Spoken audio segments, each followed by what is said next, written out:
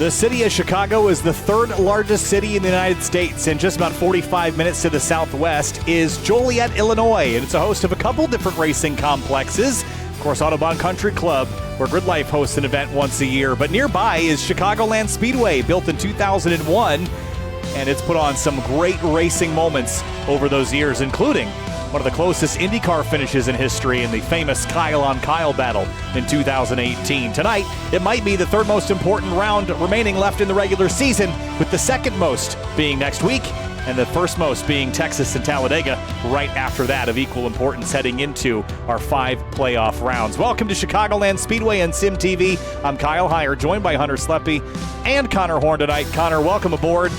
This is going to be a fun racetrack, 1.5 mile, low grip, daytime race, lots of slipping and sliding around, tire wear. It should be a lot of fun. I think it will be a lot of fun. The 2 races we've done here in the Pro Series have been a lot of fun. Last season, it was the finale. You had Travis Beckner lead a bunch of laps, looked in contention for that championship until everything that can happen usually will happen. And usually we end with some drama at this track, but usually it's a pretty clean and green race because there's a lot of it's a very wide track. You got a lot of grooves to choose from, so that should be the focal point of this race tonight. All the grooves being used like we saw on Monday and Tuesday. I think passing will be a little easier, but you still want to start up at the front, and you still need to get a lot of points. There's a lot of guys right around the cut line and even above and below the cut line that are nowhere near safe with 4 races to go, including tonight. Well, even Travis Beckner as well. Had a good week last week at Montreal, got the job done there, but he's only +1 to the cutoff line, even with 3 wins on the season. And it's literally either checkers or wreckers for him, Kyle. You mentioned it last week. He hasn't finished outside the top 20 3 times this season, and those 3 times were winning. So it's literally checkers or wreckers for Beckner. Also looking at some guys still looking to get their first win on the season, like Braxton DeWeese. He's 3rd in points, and he's run so good, yet so far away from getting that win. Shane Terrian, Zach Carr, top 5 in points. Feel like we're due for a new winner tonight. Yeah, I think there's a lot on the line tonight. New winner potentially. This race distance about 130 laps, and of course tonight we're going to see probably something similar to what we saw on Tuesday, Connor. More tire wear than Monday night, so we will probably get some longer green flag runs. I don't think we're going to see quite the pack racing that we saw the first 2 nights of the week, though, and that will change the whole dynamic of this race. I think it will for sure, and we saw it really not get spread out until like 20, 30 laps in the run for the Truck Series, and really only got that 1 long run on Tuesday night. So I'm thinking tonight will be different. You'll see drivers get spread out much earlier than we did Tuesday. And as you look at the practice results, point leader Jake Nichols on top. Connor Okrezik, he's right on the cut line in second. Obviously Travis Beckner, he's always fast. McKinney, Hartz, Matt Kemp, who could be a playoff spoiler, not running the full season. Weaver, Falliker, Zach Nichols, Zach Carr right down the top 10. There's a lot of fast drivers. Only about a 1/10 of a second separating the top 10. So qualifying is going to be pretty important for track position when everyone's all bunched up on one another. And I am anticipating to be pretty spread out, as you can see even outside the top 10. It's only 2/10 to 18th place, which is DeWeese. So this should be a pretty interesting qualifying session. Yeah, last year the winner from the race won the pole. That was Connor Yuroshek, and the only other time we ran here, David Weishart won from the 4th position. So kind of similar to Monday night, Kyle. You want to start inside the top 2 rows.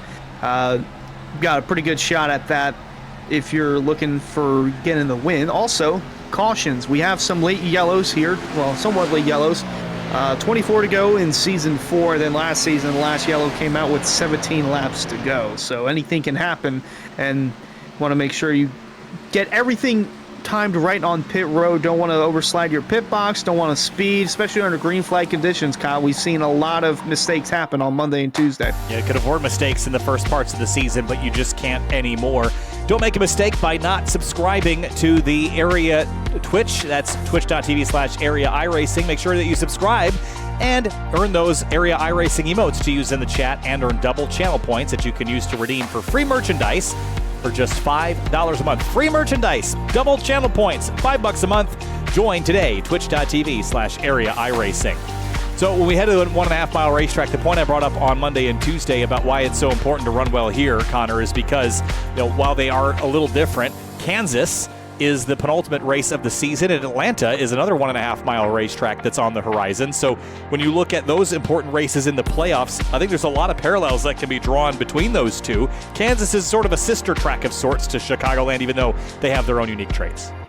Yeah, and Kansas is a lot smoother. Probably won't race as similarly. Probably won't have as much tire fall off as here at Chicagoland. But Atlanta may be a little more comparable with the tire fall off, but not really the same track at all. It's still a little bit unique, but I think it is gonna be very important to run well here so you can be ready for those final 2 races. We saw on Tuesday night, Sebastian Marin got his 5th win of the Truck Series season. He's been good everywhere, but he really proved how fast he was on the mile and a half. So like John Hall, Jake Matheson, Jake Nichols, all the guys who are usually at the front were at the front there.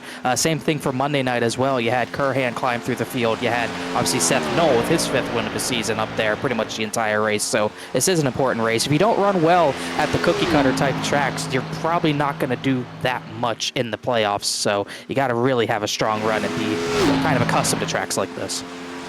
Yeah, this one's really got its own characteristic, Connor. As we're looking through, well, Blaze McKinney was going down the backstretch. It's a curved backstretch, not exactly a straightaway, but...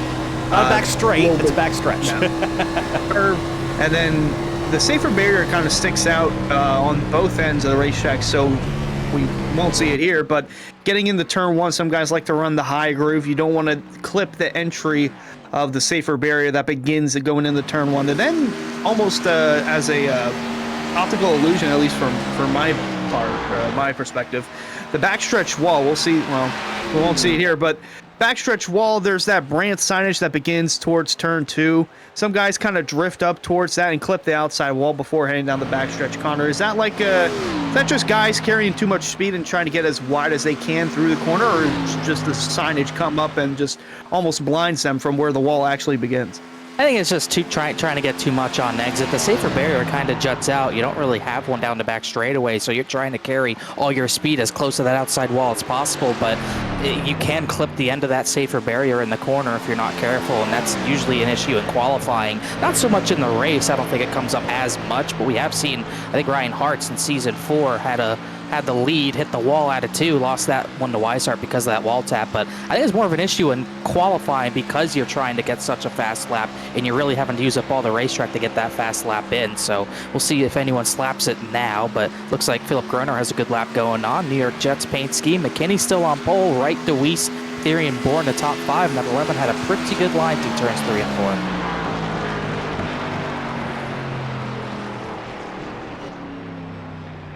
I was going to say touchdown, but it's 5th. Oof. Ryan Hartz starting his lap. Hey, there's a familiar livery again. I think is this his throwback still? Ooh, slide out of turn 2 and into the grass, and this is going to hurt. Bam, into the wall. And the end of that wall. That sort of brings up a trouble point, Connor. We talk about Chicagoland Speedway and its kind of quirks and features, as Doug DeMuro might say. And I think, for me, it seems like we typically see accidents out of turn 2 here, but turn 4, I think it was Tuesday, turn 4 was really the trouble spot. Yeah, because we talked about it Tuesday a little bit. The bottom in 3 and 4, it's easy to hit the apron. We saw a lot of incidents caused by hitting the apron on the bottom of 1 and 2, and you just saw some drivers just get flat loose out of turns 3 and 4. There's a lot more bumps at that end of a racetrack than there are in turns 1 and 2. I think that caused a decent amount of incidents as well. We also just saw a lot of contact in turn 4 throughout the race as well, so we'll see if any of that comes into play tonight as Bryce Senesac, with Casey Kane watching in the background, comes across 17th. He'll fall back to 18th as James Scioli puts a fast lap down. That's going to be good enough for 7th position for the driver of the number 7. Zach Nichols is now on provisional pole. Just Nana Sogak across the line. Looks like he got through 3 and 4 well. It's 14th. Yeah, the Nichols brothers from different mothers are currently sitting in the top 2 on the podium, leaderboard, with about 10 seconds remaining. Beckner gets his time in, 16th quickest. Going to have some work to make up, but yeah, so looks like Zach Nichols going to get pole maybe. Cedric Hunter, he's not going to have enough time to finish the lap. And that's it. Qualifying complete, and about 6 drivers did not get a time. Only 2 of them didn't attempt. Rafe Slate and Ryan Swan were those 2. Jay Rebe says, I miss M&M's and the number 18, and I'll tell you what, as a Kyle Busch fan, don't we all? What simpler times it was for the Kyle Busch world. But anyway, we've got warm-up here for a couple of minutes, and so we'll tell you about our starting grid sponsor, which is coming up here pretty shortly because they're going to take us through our lineup, but that is Central Mobile Homes. If you're looking for a small or large home, a new shed, or a Triple Crown trailer, look no further than Central Mobile Homes. They've been proudly serving Florida customers for 28 years with a plethora of small and large home floor plans, shed designs, and triple crown trailers. Available in LaBelle, Okeechobee, Clewiston, and Sebring. Head to centralmobilehomesinc.com to get started today. So, championship picture.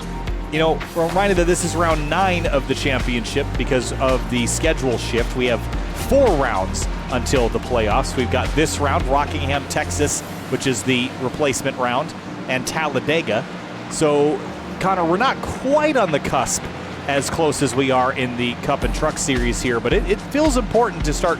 If you're not in that cut line now, you should really be stringing some good finishes together so you're not desperate come Talladega. Yeah, most drivers aren't desperate even at all at this point because Justin Munsel's 20th in points. He's only 22 points back, and in 4 races, that can flip pretty easily. So you're definitely not in panic mode quite yet if you're below that cut line and inside the top 20, but you really got to start getting going, get some good runs in. That round at Texas is going to be interesting for all these Pro Series drivers having to kind of forego an off week and get some points at a track that they were supposed to run months back. So that'll be interesting when we get there, but there's still so many players involved in this cut line battle. We still have plenty of opportunity for new winners. Don't even get me started on Talladega. The only drivers who are really even safe on points are Deweese and Therian, and 50 points, Hunter, that can go away in 4 weeks very easily. So really no one's safe besides the drivers at the top of the standings with wins like Nichols and Groner, because even Beckner and Scioli with their wins aren't quite safe yet. Yeah, that gap could go away in just 2 weeks with back-to-back DNFs. That could lead you to falling from, 3rd, 4th, 5th in the standings all the way down to 15th, 16th. And that's if other guys don't have issues as well and they just are able to capitalize. But, yeah, it's really going to be interesting to see how Beckner gets through. Going to be starting 16th, mid-pack about. 3 wins on the year, Kyle, and those were the only times he finished inside the top 10. Other than that, he's been checkers or wreckers. So he needs to have a good race, keep a clean car, and just really for the rest of the regular season. English is tough sometimes. And then to look at guys outside the top 20 that are looking to make their way back in. Jeff Wright missed last week. He's going to need to. Is he in tonight? Yes. Okay, he's going to need to have a solid race to bounce back inside the top 20, just in case he's eligible for getting a win. And even Brody Falker, Casey Lakatos, guys are close to the top 20. They get a win, Kyle. They're locked in as long as they stay inside that top 20 in points. Yeah, I think going back to Travis Beckner, though, I think it's worth conversating a little bit more about that because, he has been checkers or wreckers all year, Connor, and that will only work to a point. You might be able to scrape into the playoffs. Once you get there, it is about consistency, at least for the first couple of rounds. I don't think you can checker or wreck your way through to a championship, so Beckner's really got to find some consistency. He starts 16th in this race, and I think some of this starts with the qualifying effort, which is the single lap pace. We know Travis is good in race conditions, but I think there is some more work to be done on the front half of the week to prep and make sure that he is set for the race, Connor. And it's not like he doesn't have the speed. He has the speed to win week in, week out. But it's a matter of if you're not going to win the race, you need to get the finishes. And you got to be stable and just got to be okay with finishing 5th to 10th once in a while. That just hasn't been the case. He finished 24th at Darlington, where he wrecked out of the top 5. Dover, he was wrecked in probably the big one we had on the front stretch.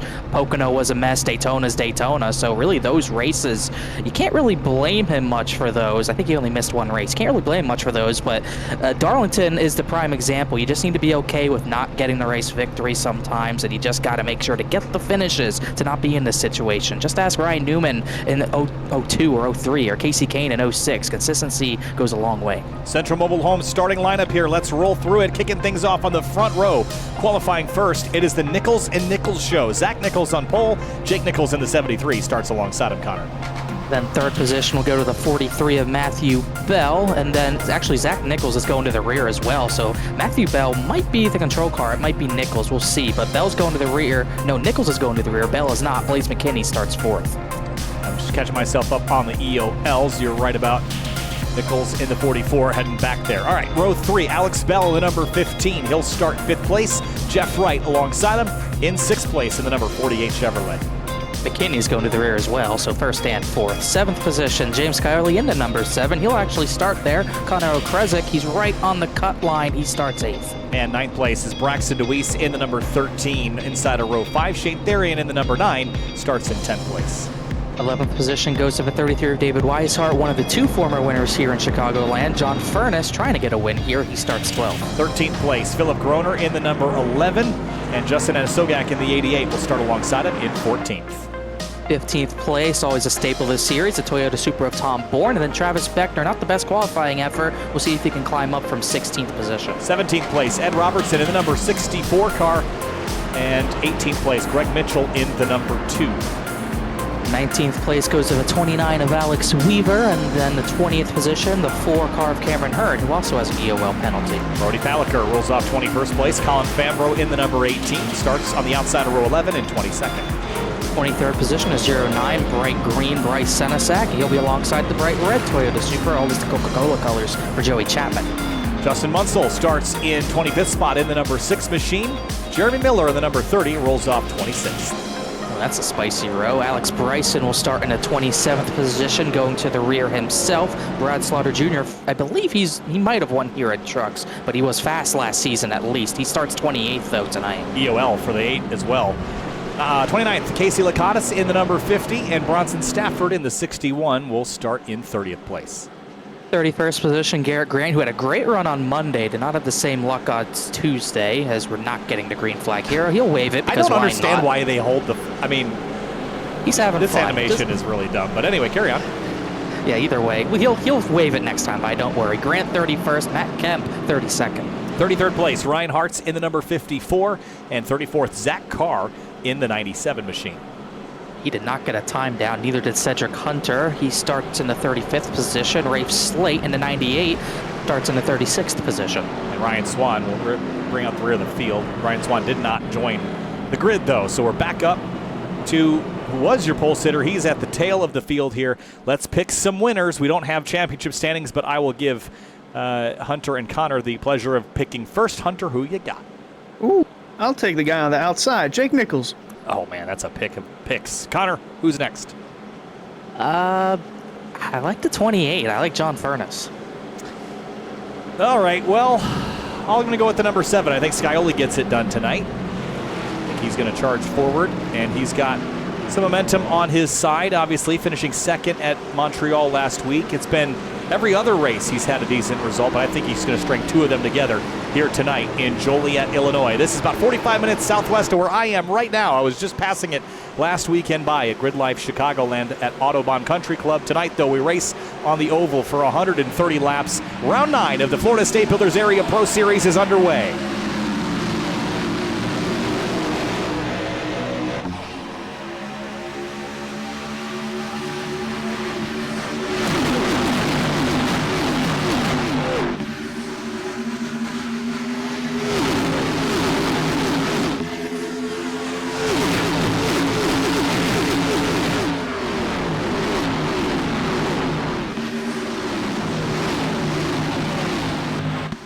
Tense moments on the opening laps as everyone tries to find room to race. Jake Nichols is going to lead the first one. Jeff Wright in the 48 up to second place on the start, and he took a swing at the 73 into turn 1. Yeah, I don't think he meant to get him loose. He just gave him a bump draft and got the 73 loosened up. Almost put him in the wall accidentally. Crash! A huge wreck. Upside down. Unbelievable wreck on lap 2. That was Slate's horrific. in there. Justin Munsell's in there. Fambro. Wow, ugly. That was about the worst. I mean, I can't even believe it's still rolling at this stage. Yeah, that's something. That is so crooked and bent. Hendry County Motorsports Park Instant Replay gets a early showing here. Yeah, and he was just kind of washing up the hill here. Might have been, oh, well, no. Does the 18 come down? Oh, he gets loose. Oh. He gets loose, turns down, and just hooks the 30. And, the 61 underneath him on the windshield knocks the 30 up skyward there. Stafford might have gotten away with it, too. Bronson Stafford. But, yeah, 18 just got sideways. It's easy to do on cold tires. Jeremy Miller, nothing he could do. Munsell, huge hit. Joey Chapman, I saw, got a big piece of it. He's almost certainly going to be done. Somehow there's not more involved, but you'll see right here, Hunter. Maybe got on that seam, just lost it. Way frightening pictures here at Chicagoland. Down the backstretch, just cars scattering everywhere after Jeremy Miller takes a tumble. Lap 2, Kyle. Not what these guys wanted to see. No, and here's Bronson Stafford's on board. This is going to be quite the view. Just happened so fast. He really did get lucky, didn't he? And when things I don't happen, think he has damage. when things happen so fast like that, it's hard for the sim to keep up. So sometimes you just get away with one. That's a moment where you're like, oh, maybe I won't upgrade my internet. We don't need this. But yeah, I think Fambro gets his right sides on the seam and it loosens him up. But yeah, Miller, nothing he can do. Munsell, the 60, they are all just innocent bystanders of a racing deal there. And I don't know if that 30 will roll again, but he somehow got it back to pit lane, so that's going to take out a bunch of drivers. You can see Munsell so close to making it too, but Fambro didn't really catch it even after he hit the 30, and he gets right hooked into the wall accidentally, right into that Brandt branding. Cars morphing through each other. Not the brightest moment of internet connectivity there, is it, for anybody? But Matt Kemp will take it. Yep, and the drivers that snuck through will take it, but that's 4 drivers that are likely completely done. Joey Chapman also doesn't look that torn up, but he's been on pit lane for as long as the others. I did see the engine smoking. Maybe not much cosmetic damage, but that engine's toast, you're toast. Has quickly won the green. iRacing cleanup crew doing wonders. Hunter, thoughts on the second lap crash? That was a big one. Yeah, that was a. I'm still trying to process that, honestly. I mean, that was just unbelievable to have that. I don't think we've had a yellow that early in the Chicagoland race to begin with. Yeah, big hits for Justin Munsell. It's not going to help him in the points as well as Jeremy Miller, Colin Fambro. See how these guys regroup and refocus. And pretty sure guys that had EOLs that were starting around that part of the racetrack, probably glad that they had EOLs because they would have been right in the middle of that. Yeah, I don't think anyone who had EOLs got involved, so I think they'll take that. That 30 car is rolling, by the way. I don't understand that, but whatever. But yeah, gonna be hit, like Hunter said, big hits from Munsell and Miller. Miller was 16 back, Munsell was 22 back, and Fambro, Chapman were further back in the picture, so not what they needed. Really not. I mean, there's still races left, but it's going to take a lot of effort to undo those sins, so we've had a little bit of a stoppage in the first couple laps of this race from a loose moment in turn 2, Calamity Corner so far. Jake Nichols and Jeff Wright bring us to the first restart of the night, lap number 6. I'm sure Jeff Wright wished it went green because he was right on Jake Nichols' bumper there. And I'm sure Matthew Bell wished he had a better initial start because he's almost back to the 5th position after starting inside row. Jeff Wright almost hit the outside wall. It puts Conor Kresick into the 2nd position. Wright in the 43 had some contact there. And Alex Bell, teammate to the 48 on the bottom, looking for a top 3 position. Oh, there he got the apron. He got the apron, almost slid up into the 48. Trouble turn 4. Oh! Garrett Grant's hard in the wall. They're going to tangle with Brad Slot. We will get one here. There it is.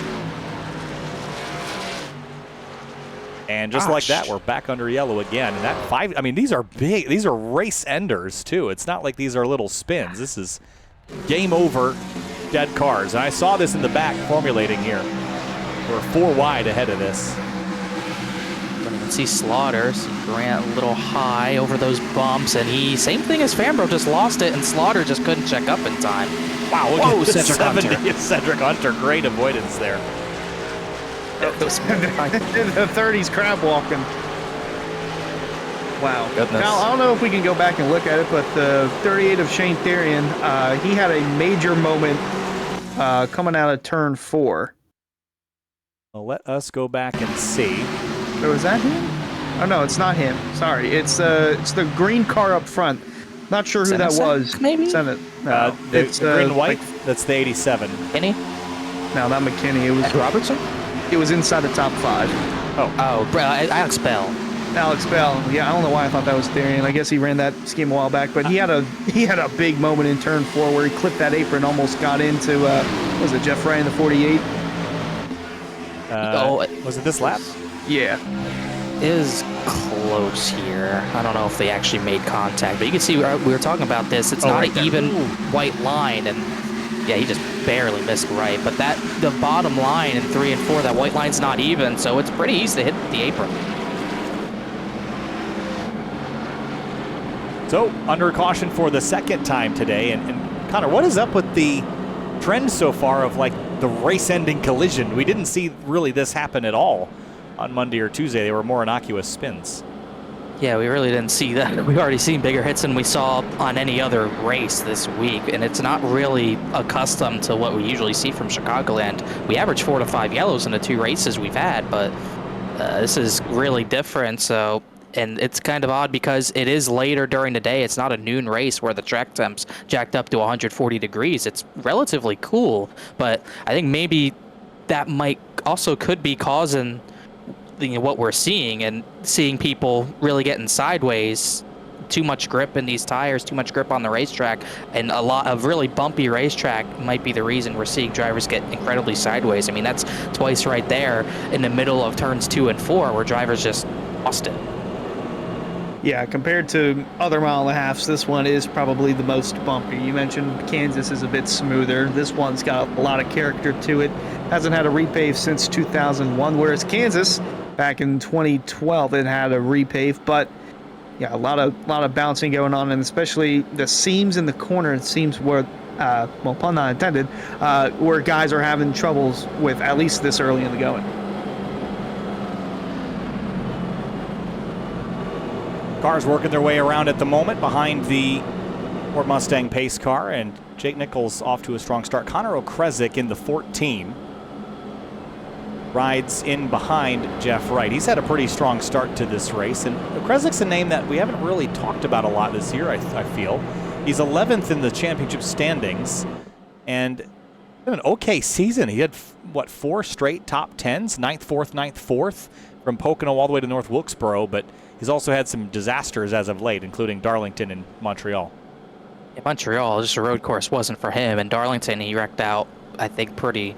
I don't know if it was early, but he was one of the few drivers that didn't finish that race. So definitely, he's kind of faltered late, but he's still in a position where he can point his way in. And runs like this are how he's going to do it. 1 point above that cut line over Blaze McKinney, while McKinney is a little further back in the field in 22nd. So if that 87 can't get closer, or even Weaver 2 back, Furnace 5 back, if those drivers can't have better runs, he could be in a good spot here, no doubt about it. Well, I'm looking at guys 29th on back. I'm not sure if Anna Sogak had any damage involved. I guess he just took maybe a splash and go. Cedric Hunter as well. But Brad Slar's the only one that's out of this race. Jeremy Miller somehow still crab walking. Not sure how it's going to be on the long run, but he's still going at, is he still on the lead lap, or is he 1 lap down? He just did get the lucky dog. Oh, wow. Surprised he didn't go a lap down just to repair it. So coming to the restart this time by, and Brad Slaughter Jr. is definitely out, so he'll add to the list. 5 out of the 36 that started this race. Jeremy Miller, I just don't see this lasting the night. No way. Are we at Talladega? That's even extreme for Talladega. That's like our car at Talladega. Yeah, it is, I mean, actually. what does the steering wheel do? It's like upside down. I'm sure he's not having fun. I hope his force feedback isn't too heavy. Oh my gosh, look, that's on straightaway. Look at how hard he's turning to the left. I don't see this lasting very long, to be honest, but See if he hits minimum, I suppose. we will see. So 2 cautions, big ones to start the day here at Chicagoland Speedway. Jake Nichols, Connor O'Kresick, Jeff Wright, Matthew Bell, John Furnace, your top 5. So the checkup on the inside lane, but we're back underway again at Chicagoland. There's been one thing that's hindered Jeff Wright this season. It's restarts, and he's not had a good one again there. He might fall back to 4th. They're 3 wide for 4th. Alex Bell jumped up to the outside of Matthew Bell. It's a Central United sandwich. A lot of Bells in the mix for the top 5 here, and Alex being on the outside, Matthew in the middle, and he's still got company there behind him. I think that's Travis Beckner right behind Alex Bell in the Mountain Dew car. looking to get that outside lane rolling and give him a shove down this front stretch. Yeah, that was really tight out of turn 4. A little bit of contact between the 43 and 48. They somehow kept it straight. 27 of Beckner really ripping the outside lane now, trying to carry speed. I think tonight this car is going to be well suited to ripping that outside lane, more so than we saw on Monday and Tuesday, especially in the long runs here, Connor. But Jake Nichols is trying to run away from the chaos. And he's 0.4 of a second clear of Okrezik, but Beckner had some good restarts, initial start and restart for sure. He started 16th, and he probably gained some spots due to EOLs, but he's already up to 3rd. It's been a fast charge to the front in that Century United throwback he's in this week for the 27. He's sliding out of the corner. Tom Bourne sliding up the track. Therian's in the middle, but this is a scramble. This is Talladega. You weren't lying, Hunter. Oh, I thought McKinney was going to go 4. Yeah, that was the same part of the track where Fambro kind of lost it on, so fortunate that they got away unscathed there. Meanwhile, McKinney in the 87 looking to make it 3 wide amongst the fellow racers mid-pack back there. It's single file for the most part of the top 10, but once you get outside the top 15, it's just 3 by 3. I think this is one of those races that we'll see these groups on restarts, but if we ever string out, this is one of those that could have the potential of going green all the rest of the way, but not while this is happening. The 42 of Brody Fowler with the 87. In the wall in the back straightaway, Blaze McKinney and Greg Mitchell tangle. Oh, not done. That was a really weird one. That looked like McKinney cleared high, and he wasn't clear. That would be my read on it. Back a little ways.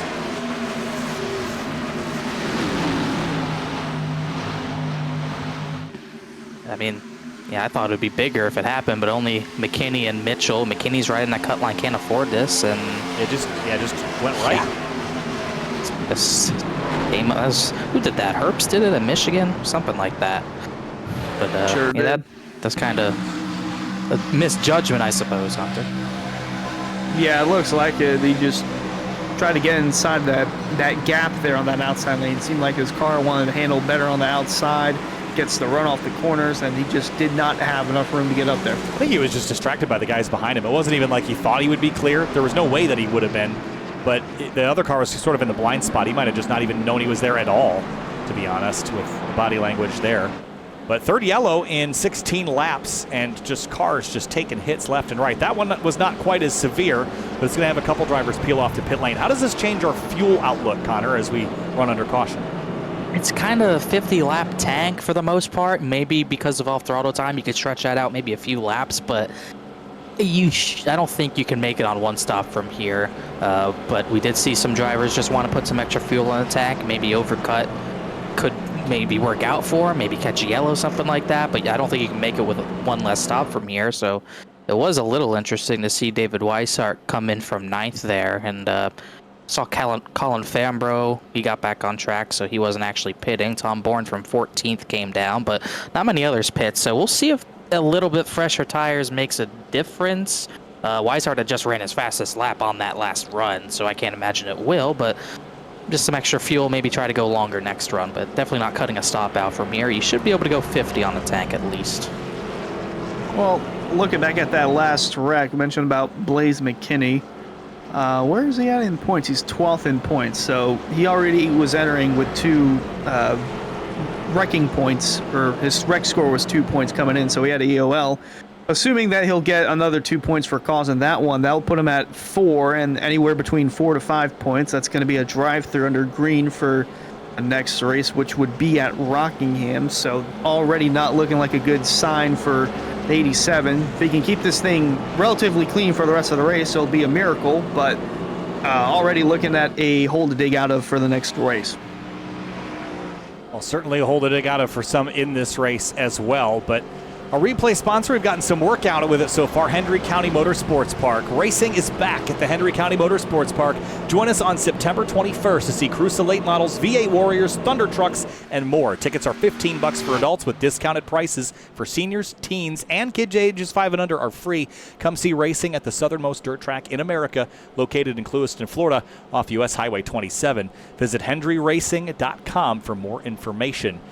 Great racing going on here, and the 21st is Saturday night. There's a lot of racing going on this week, guys.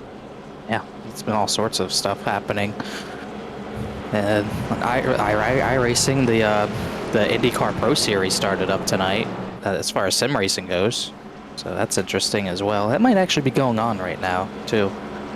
Well, as far as real racing, we had ARCA earlier at Bristol. We got the truck race on now, so if you're able to do a side-by-side of area and the truck race, props to you. And yeah, that's where the next couple of NASCAR races will be at. And Dale Jr. races tomorrow night, so as a Junior fan, I am excited, and I'm looking forward to seeing how well he'll run. Could be the last time. Yeah, hopefully he doesn't catch on fire like last year. I mean, he could win, so I hope he doesn't either. As long as they bring in literally the same car, so he should be in contention again. Well, 1 to green here. Cars are doubled up, getting set for the restart. And working lap 19 of 130, but slow progress here so far. Cars coming onto and off of pit road here. Everyone down to 23rd has not yet made a trip to pit lane. Everyone from 23rd on back has. Most of those were serving crash damage or maybe just topping off with fuel. Cedric Hunter, Weishart, Stafford, and Bourne only on there for under 5 seconds each. Real quick, Connor, before we get back going, what's the fuel run looking like for these guys, especially since we've had 3 yellows within the first 20 laps of the race, for those that haven't come to pit road yet? Well, the tank should go 50 laps, so maybe you stretch a few more laps out because of all the yellows we've had for the guys who haven't pit. So maybe 50, 55 is when they try to pit, somewhere around there. Maybe stretch the fuel to the end with all these yellows. If you split it evenly, you're probably pitting around the 40 to 50 range, so maybe we'll see drivers in around then. Pace cars off. Jake Nichols, Okresic, Beckner, Bell, DeWeese. Green flag, we're back underway at Chicagoland. Great restart by the 73. He's going to clear Okresic and leave everyone fighting for scraps behind him. What you notice about these restarts compared to Tuesday night, you're not seeing anyone go 3 wide on the apron. They're a little bit more spread out, at least right now. We could see that later for sure, but at least not yet as Falliker and Therian are side by side. Looks like Ryan Hartz is looking 3 wide in the background, but Jake Nichols is... Spin. Oh, there goes... Sideways. 64 for Robertson. He saves it. Nicely done, and that's going to spread the field out, actually, which could help us in these chaotic first laps after we launch from behind the pace car. And Ed Robertson was not happy with Ryan Hartz over the radio. He is one of the radio sweethearts of the area, but he made a great save there. I thought I saw Hartz looking 3 wide, and clearly it didn't work. It's a lot to make the Muffin Man mad, and see what Hartz did here going into 3. And it's actually the 44 kind of played a little bit into that too, kind of pinched him there, and I guess Hartz wasn't expecting that to happen, and certainly Ed Robertson wasn't, but fortunately they all come away unscathed and still green flag racing. I think what you're looking at there is just, you know, maybe he's frustrated that Hartz was sticking the nose in there and not just letting them race for a few laps just to get the tires underneath them. In these early moments, we've seen how loose people are. You just want a little margin, right? So I can't fault Ed for being mad at the Hartz car. I don't know that that's where all of his energy should be turned, though. It was the 44 on the outside that sort of contributed to that. And he's probably upset at the 54 for just sticking his nose there this early in the race. But I personally, I don't know if Zach Nichols even knew they were 3 wide, but he definitely pinched the bottom. We saw an incident like that with Weishart, Yaroshak, and someone else on the bottom. I think it was Matheson. So pinching happens here, and we're probably not done with the pinching yet. But they kind of spread out the back half of the field a little bit. It's 18th on back, a little bit more spread out. Still have battles with Weaver and Lakatos right inside the top 15. But for the most part, pretty orderly, at least at the front. Nichols, Okresic 1-2. Beckner now 3rd. Just cleared Matthew Bell in the 43. As Shane Therian's the first one to test the apron out on this front stretch, but his 27 looks fast. Yeah, probably one of, if not the biggest movers of the race. Started 16th. Some guys had EOLs, but nonetheless had to drive up inside the top 5, running in the 3rd spot. And guys, game face on, sitting behind Okresic, just logging in laps, just trying to get a rhythm going under green. Well, 3 wide back here. Loosey-goosey in the center. Is that Lakatos in the purple car? Indeed it is. He's going to slot up ahead of Brody Falliker in the 42. Zach Nichols, the pole sitter of the night. We know this car is fast based on qualifying. He's done a nice job moving forward despite that contact a couple of laps ago on the restart.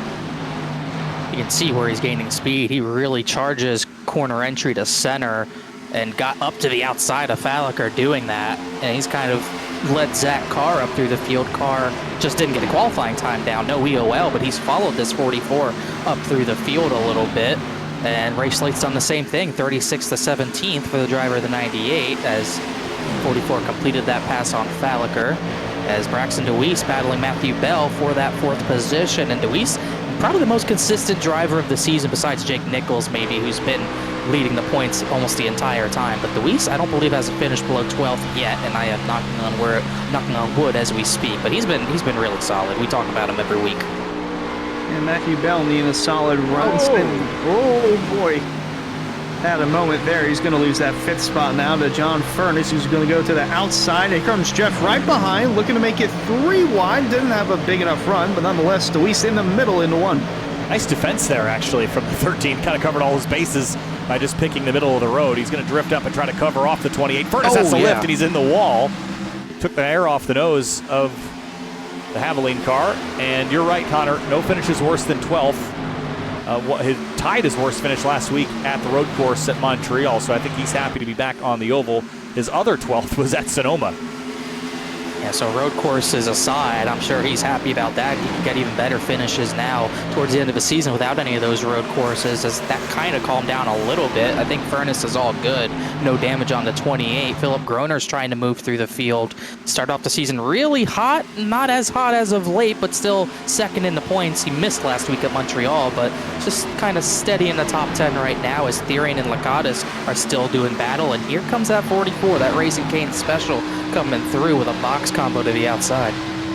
Yeah, this is all going on behind Philip Groner, the 11 car with the New York Jets paint scheme. Ironically, the Jets have an 11-point lead, so good for fellow Jets fan Philip Groner, as he looks to keep this battle behind him at bay, with Casey Lakatos knocking on the door for a top 10. Yeah, Lakatos has been throwing that 50 car around. He's been really aggressive with it, but he's found speed. There's the 29 of Weaver to the inside. Shane Therian down here at 3 and 4. Starting to click some laps away, guys, and lap times have already falled off. Wow, good English, Kyle. Fell off a full second from where we were on the restart. These drivers, it seems like, knock on wood again, settling down a little bit, but these battles are still pretty frantic at the front. All the Central United cars look pretty sporty. All of them have different schemes representing their 2-year anniversary of Central United's existence. 48 has one. Beckner has a Tupper throwback, I believe, and Lakatos also has a special throwback, but he is going to lose that spot to that 44 of Nichols. Weaver slid right across the nose of the 9 of Therian. Zachary Carr right in behind that battle, as well as it's single file, but a lot more packed up behind this 44 and 50 right now. You got Zach Nichols at the head of it, and then not too much further behind is Cameron Hearn. He's all the way back in 18th position-wise. There was the 42 of Brody Falliker. Was looking underneath Zach Carr, but now under attack from Ray Slate in the 98. Got Cameron Hearn in the 4 as well, trying to creep into the picture. Using some more grooves around this racetrack. I really enjoy watching racing at Chicagoland in iRacing, because this is one of those places where it really feels like you can spread out. You can run different lines, very much like Fontana has felt over the years in iRacing. Even before multi-groove really existed, you could kind of search around a little bit. And this track, much different than Kansas, which we're going to see a very high line dominant racetrack. I think you can experiment a little bit. We've seen it this week, but I think this car is the best suited for this multi-group racing. I think it should be as well, but we are seeing most drivers on that bottom line right now, 30 laps in, the biggest run of the race so far. Most drivers, at least in 3 and 4, looked planted to the white line or maybe in the middle, but you'll see in 1 and 2 some drivers running that higher line. I think that's John Furness in the higher group trying to near the front. You got Lakatos, Slate, Zachary Carr a little bit higher as well, so tires are still not completely warm because of all the yellow flag that we had. This is now about a 10, 11, 12 lap run, so we should start to see those grooves be used up even more, even with the cooler temps. Yeah, that last time by Beckner, quicker by 19 one-thousandths of a second on Jake Nichols. We'll see what the lap times stand here as the battle continues between Casey Lakatos and Alex Weaver. A great battle here for 12th place. Zach Nichols has moved north of this now into 11th, continuing his charge up. And if he could erase the EOL by the halfway point of this event, I think he'd be pretty happy with that. But he's got a long way to go. It gets harder the closer you get to the front, Connor. Yeah, certainly is going to get harder. Moved up pretty quickly, but now he's kind of going to meet his match with the drivers in the top 10. Groner, Scioli, Alex Bell, Jeff Wright. Not names to be taken lightly, so I think it will take him a little bit longer. It might even take some pit strategy if we get to that point to make some positions up. So we'll see what that strategy could end up being, as he is clear of this battle for 12th. Lakatos, Weaver, Carr still doing battle. Then 14th position, I believe, is at stake right now, or one of those positions with Cameron Hearn and Ray Slate. Goodness. Wow. That was a major moment there for Zach Carr, and Casey Lakatos trying to go as high as they can. Look at where Zach Carr started, 34th up to 13th. He's been charging pretty hard here as of late, running lap times that are quick enough to be about 9th, so see if he can keep this momentum moving.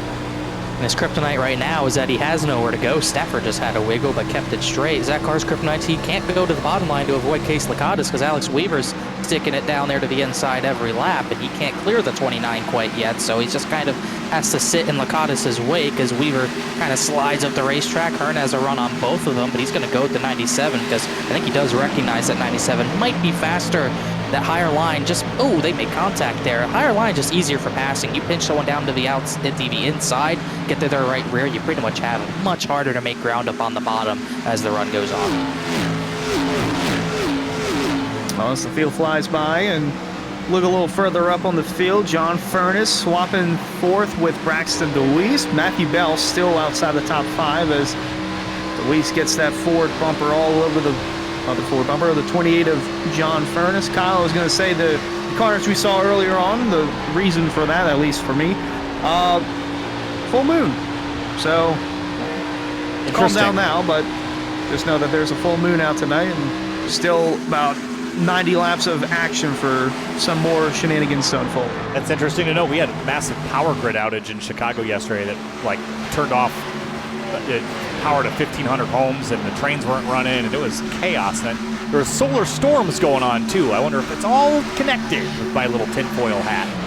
But there's Matthew Bell on DeWeese now, trying to take 5th spot away. This 13 car seems to be fading a little the longer we get into this run. And Connor, as you pointed out, we had a lot of yellow flag laps, so we didn't really use up all the tires. This is still 20 laps into a run-ish, 15. So just about. Yeah, you don't really want to be burning them up this quick. You got to pace yourself here.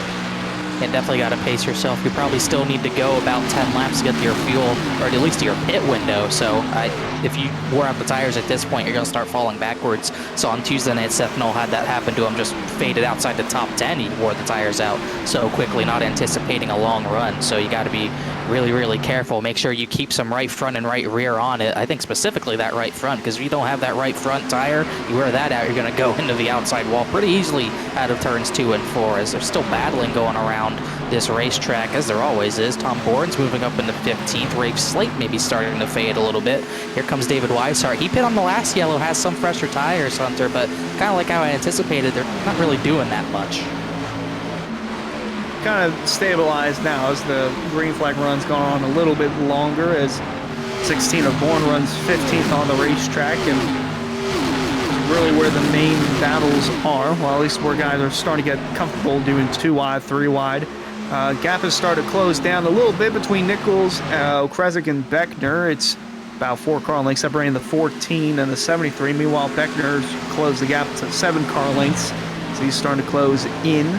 Meanwhile, Bell for 5th continuing with DeWeese to the inside and Bell running the outside.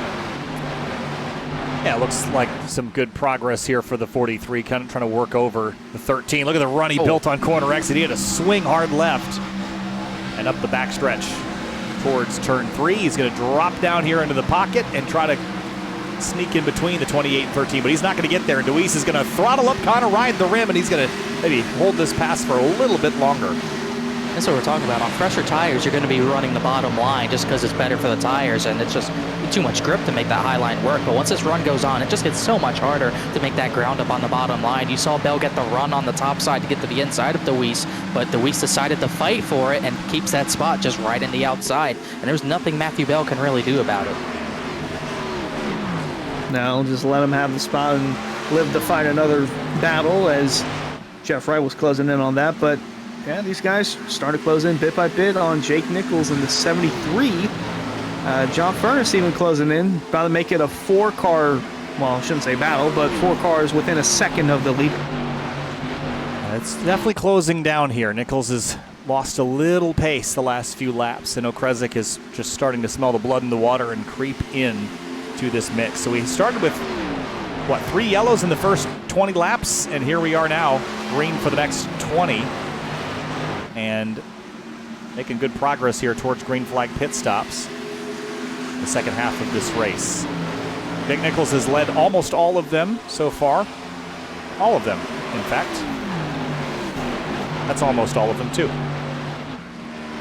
Yeah, but you can kind of see who's better and who isn't right now on tires, and kind of not what you're expected to see from Jake Nichols. There's a shot at Chicago. We're not in Chicago. We're close enough. Yeah, close enough. It looks terrible on iRacing, so I had to get shoot B-roll from something that looked half decent. I can't blame you there. It's not really what we're accustomed to seeing with Jake Nichols. Usually he has the long run pace, but that's just not the case right now. Okrezik and Beckner have kept their stuff a lot better, and you can see Nichols, he's having to start the maneuver around, look for grip elsewhere other than the bottom of the racetrack, so he's going to go to the top trying to defend from Okrezik and Beckner, but those two are definitely faster than him right now. And it's kind of interesting, Hunter, because he had the clean air. You thought he'd be able to pull away late in the run, but it's really the opposite.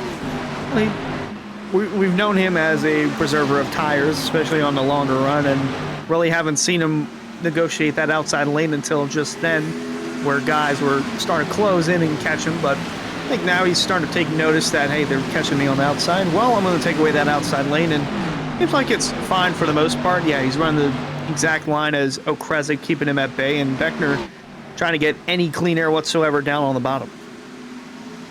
Now, as Okrezik was fighting Nichols, it brought Beckner up alongside the 14, and that's what I worry about if I'm Okrezik is, you know, I can't take my focus off my mirror because Travis Beckner is there. So that's a little bit of a distraction, Connor, that he'll have to contend with because Beckner is not going anywhere. No, I think Beckner's faster than both of them, but making that pass on one driver is going to be really hard. It's going to be really hard for him to clear the 14 of Okrezik if he doesn't have that room to slide up in front of him because Jake Nichols is right in front of him. So Beckner's just going to have to maybe sit in line a little bit. We really shouldn't be far away from green flag pit stops here next 5-10 laps for everyone who hasn't pit. So I'd almost consider maybe coming in the next few laps just getting the jump on both of the drivers in front of him instead of potentially risking a crash here on this first run of the race. But he's definitely faster than both of them. Okrezik tried to go to the outside. Nichols would not give him the room, but 1/10 separates the top 3 right now as Nichols continues to lead. Okrezik holds on to second for the time being, but Beckner still challenging on the inside. Yeah, fierce fight here for the top 3. This is good stuff. Look at Beckner carving into the inside of the 14. He can smell the lead, and this year it has been checkers or wreckers for this 27, and third isn't going to do it tonight for him. He has got to satiate his thirst for... Spin at a 4. Someone's in the grass back there. So he keeps it straight. Don't know what happened there, but he's going to keep it straight, and we're going to stay green as Okrezik went a little lower than Nichols, but couldn't get the lead there. He might have gotten help from Cameron Hearn. Just a little bit of help. Yeah, just a little push. Went for a slide. He saves it. We go back to this lead battle because it is hot right now. Okrezik gets a nice run here. Lost 50 laps complete this time. Jeff Wright is hitting pit lane. Someone else's Senesac is. This is around when the fuel, if it went green, this is when the fuel would have ran out. So these drivers can't go much longer. I think that's a good strategy for the 48, especially with 80 to go and another pit stop to go. We'll see who else might follow him in next lap. That's an interesting call because, say, they run another 50 laps, they could pit with 30 to go and could be in a good spot. Not sure if that's going to open the door for other guys to come on down pit road. Well, it did for one driver at least, but yeah, still a tense battle for the lead as Beckner's kind of backed off a little bit. Okrezik, though, still charging on the bumper of Nichols. This is interesting. Those that topped off with fuel, Connor, how much could they have pushed their economy? Could they make it a one-stopper? I mean, just looking at guys like Bronson Stafford, for example, 33 laps on his stint. So if he can go 40 or 45, what do you think, 50 maybe? That would be awful close. probably like 55-ish. They'd have to go somewhere around there to make it work. David Weishart is the furthest up on what would be that strategy, as they're staying bumper to bumper for the race lead. So Weishart's 3.7 seconds back, and maybe he tries that one stop. I think he got to save a lot of fuel to make that work, though. So we'll see if anyone even tries that. Yeah, Okresik's still putting up a decent fight for the 73. Beckner's still holding his own on the bottom, staying within the battle, but not enticing it just yet. I've been looking at John Furnace trying to see if he can close in, and he's been doing it bit by bit. But as we have more takers, Zach Carr and Cameron Hearn down pit road. And Zach Carr had to give in a little bit so that he could make his pit box. Jeremy Miller still limping. That car is decidedly less sideways, so he has been repairing it and has passed at least Colin Fambro, so there's that. It's actually stayed ahead of Fambro. Fambro got back on track. Blaze McKinney's exited the race, so he will lose a lot of points at the cut line, as the 30 will just have to let the leaders by, hopefully cleanly. That's going to hurt Okrezik and Beckner. Whoa. Oh, they make contact. Beckner and Okrezik entering the corner, navigating around the 30. It almost shot Okrezik to be inside of the 73, but here comes Beckner with a run right to the bumper. Yeah, Okrezik scraped the wall coming out of turn 4, so that's kind of what set him off a little squirrely as the 27 sends it to the inside. Look at it take second away. Jake Nichols will encourage this battle as he looks to break away from these two. Side by side out of turn 4, really tight quarters between these two. Confidence and commitment, both these drivers have. Another pit stop. Ryan Hartz came in, and almost like Jake Nichols kind of brought Okrezik into a battle with Beckner. Oh, Okrezik bounces off the wall there. They're going to stay side by side, though. But it's almost like holding up the 14 and putting him back with the 27 helped Nichols a little bit, because it's got him a little bit of a buffer. But now Beckner's cleared of that runner-up position, and we'll see if he has tire left to chase back down to 73 in a quick amount of time. Yeah, I would expect Okrezik to make a pit stop relatively soon. He has been scraping the wall the last couple of laps. Saw it that time by through turn 2. See how he goes through again. Looks like it's going to be a little more cautious, as Beckner's going to steer clear for second. The 27 had great mid-corner speed there. I saw him not only leave the 14 behind, but gain on the 73. He's got something mid-turn that I really like. 48 has something mid-turn, too. It's called tires. Yeah, they're working out for him, aren't they? About a second and a half to 2 seconds faster right now. That's the difference. But we're at lap 57. We're only 8 laps away from halfway. So maybe we can make it. Maybe the fuel's stretching far enough to make it a one-stop. But this is still really pushing it. But if these guys can get close to a one-stop, Hunter, those drivers who topped off, like 33 of Weishart, who got tires that last yellow, could be in for a great strategy if it can go green. Yeah, that'd be really nice for David Weishart. Again, he won here in Season 4, the first time area went here for the Pro Series. I still think Jeff Wright would be in a good spot, too. And those guys that pitted on lap 50, 51, 52, they split it evenly. They'll have fresher tires to the end if this stays green, but that's the big if, because we're 3 wide battling for positions here. Yeah, Casey Lakatos is in the middle of it all. There's Shane Theron in the orange car as well. And for the lead, Travis Beckner to the bottom of Jake Nichols. And we could see our first lead change here if he can make it stick on the bottom, but this is going to be tough. To the stripe, here they come, and this time by Nichols will stay the leader for now. Okrezik hits pit lane. And I think that's important, because that's going to give Okrezik the lead almost certainly here. If someone else followed him in a little further back, that might have been Alex Bell, but I think that's the right call. Get an undercut on this battle for the race lead, and he should gain a pretty decent bit. And if Nichols wanted to pit right now, he could, and Beckner's going to pinch him to the inside. There comes Matthew Bell on the 43. Fresher tires for him. He's going to fly right by in the middle, and Beckner's going to come in and pit while the iron's hot. Wow, that was Whoa, impressive. John Furnace. Oh, he made it. That was tough. Wow, great entry there. Beckner brought in everyone. Rafe Slade, Alex Weaver, Alex Bryson. A number of drivers came in that time, and you could only assume Nichols is going to have to respond, but we'll see how much longer, if any longer, these drivers can go. We've got a clear track behind him, so we won't have to worry about being run over trying to get on the pit road, which difficult in itself, Kyle, going from 18 degrees of baking to none. Here he comes. Gaioli's going to stay out. A decent amount of others stayed out. Matt Kemp pits, Lakatos pits. I do like staying out longer here, guys, though, because this race now has shown me that it can go green, and it might be one of those we crash early and go green all the way to the end, in which case I really like staying out longer. And passing doesn't seem to be much of a challenge tonight. If you've got the tire advantage and you've got clear racetrack, I think you can make passes. So I want to have the advantage late in the race, and Scioli knows how to do this. I picked him, right? I did. Yes. Good. It's Philip Groner brought Zach Nichols, Shane Therian, and Brody Falliker in, so still waiting on that 7, but this is something he's done in the past, play the long game, get fresher tires to the end, and it has worked out for him in seasons past and races past. And we'll see if how much longer he's going to go to the bottom this time, so I think he's going to pit. Weishart can go a little bit longer, as can Sogak as well. Zachary Carr got that close. 7 a lot safer entry than we saw a lot of others have, but he's going to make it on, no problem.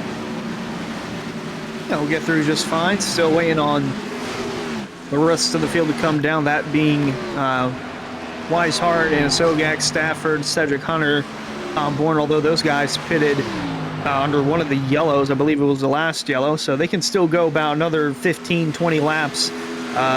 This thing goes green. Meanwhile, Jeff Wright is the highest driver who's pitted and under this green flag run. Yeah, his lead isn't insignificant right now, but it is going to shrink pretty rapidly, I feel. So the car we'd be looking for after him would be Okrezik and Beckner, and they are a considerable distance behind, about a third of a lap almost, but the difference is about 10 laps worth of tires, Connor, and that will make a pretty big difference right now. Beckner just ran a 31-1 to Jeff Wright's, he did a discontinuity. Matthew Bell's on a similar strategy to a 32 flat, so 9/10 of a second slower. Yeah, I saw Jeff Wright's lap last time by was a 32-1. Beckner's was a 31-2, so that's a full second difference as far as tire wear. Beckner came in about lap number 60. Jeff Wright was really one of the first ones I saw come in.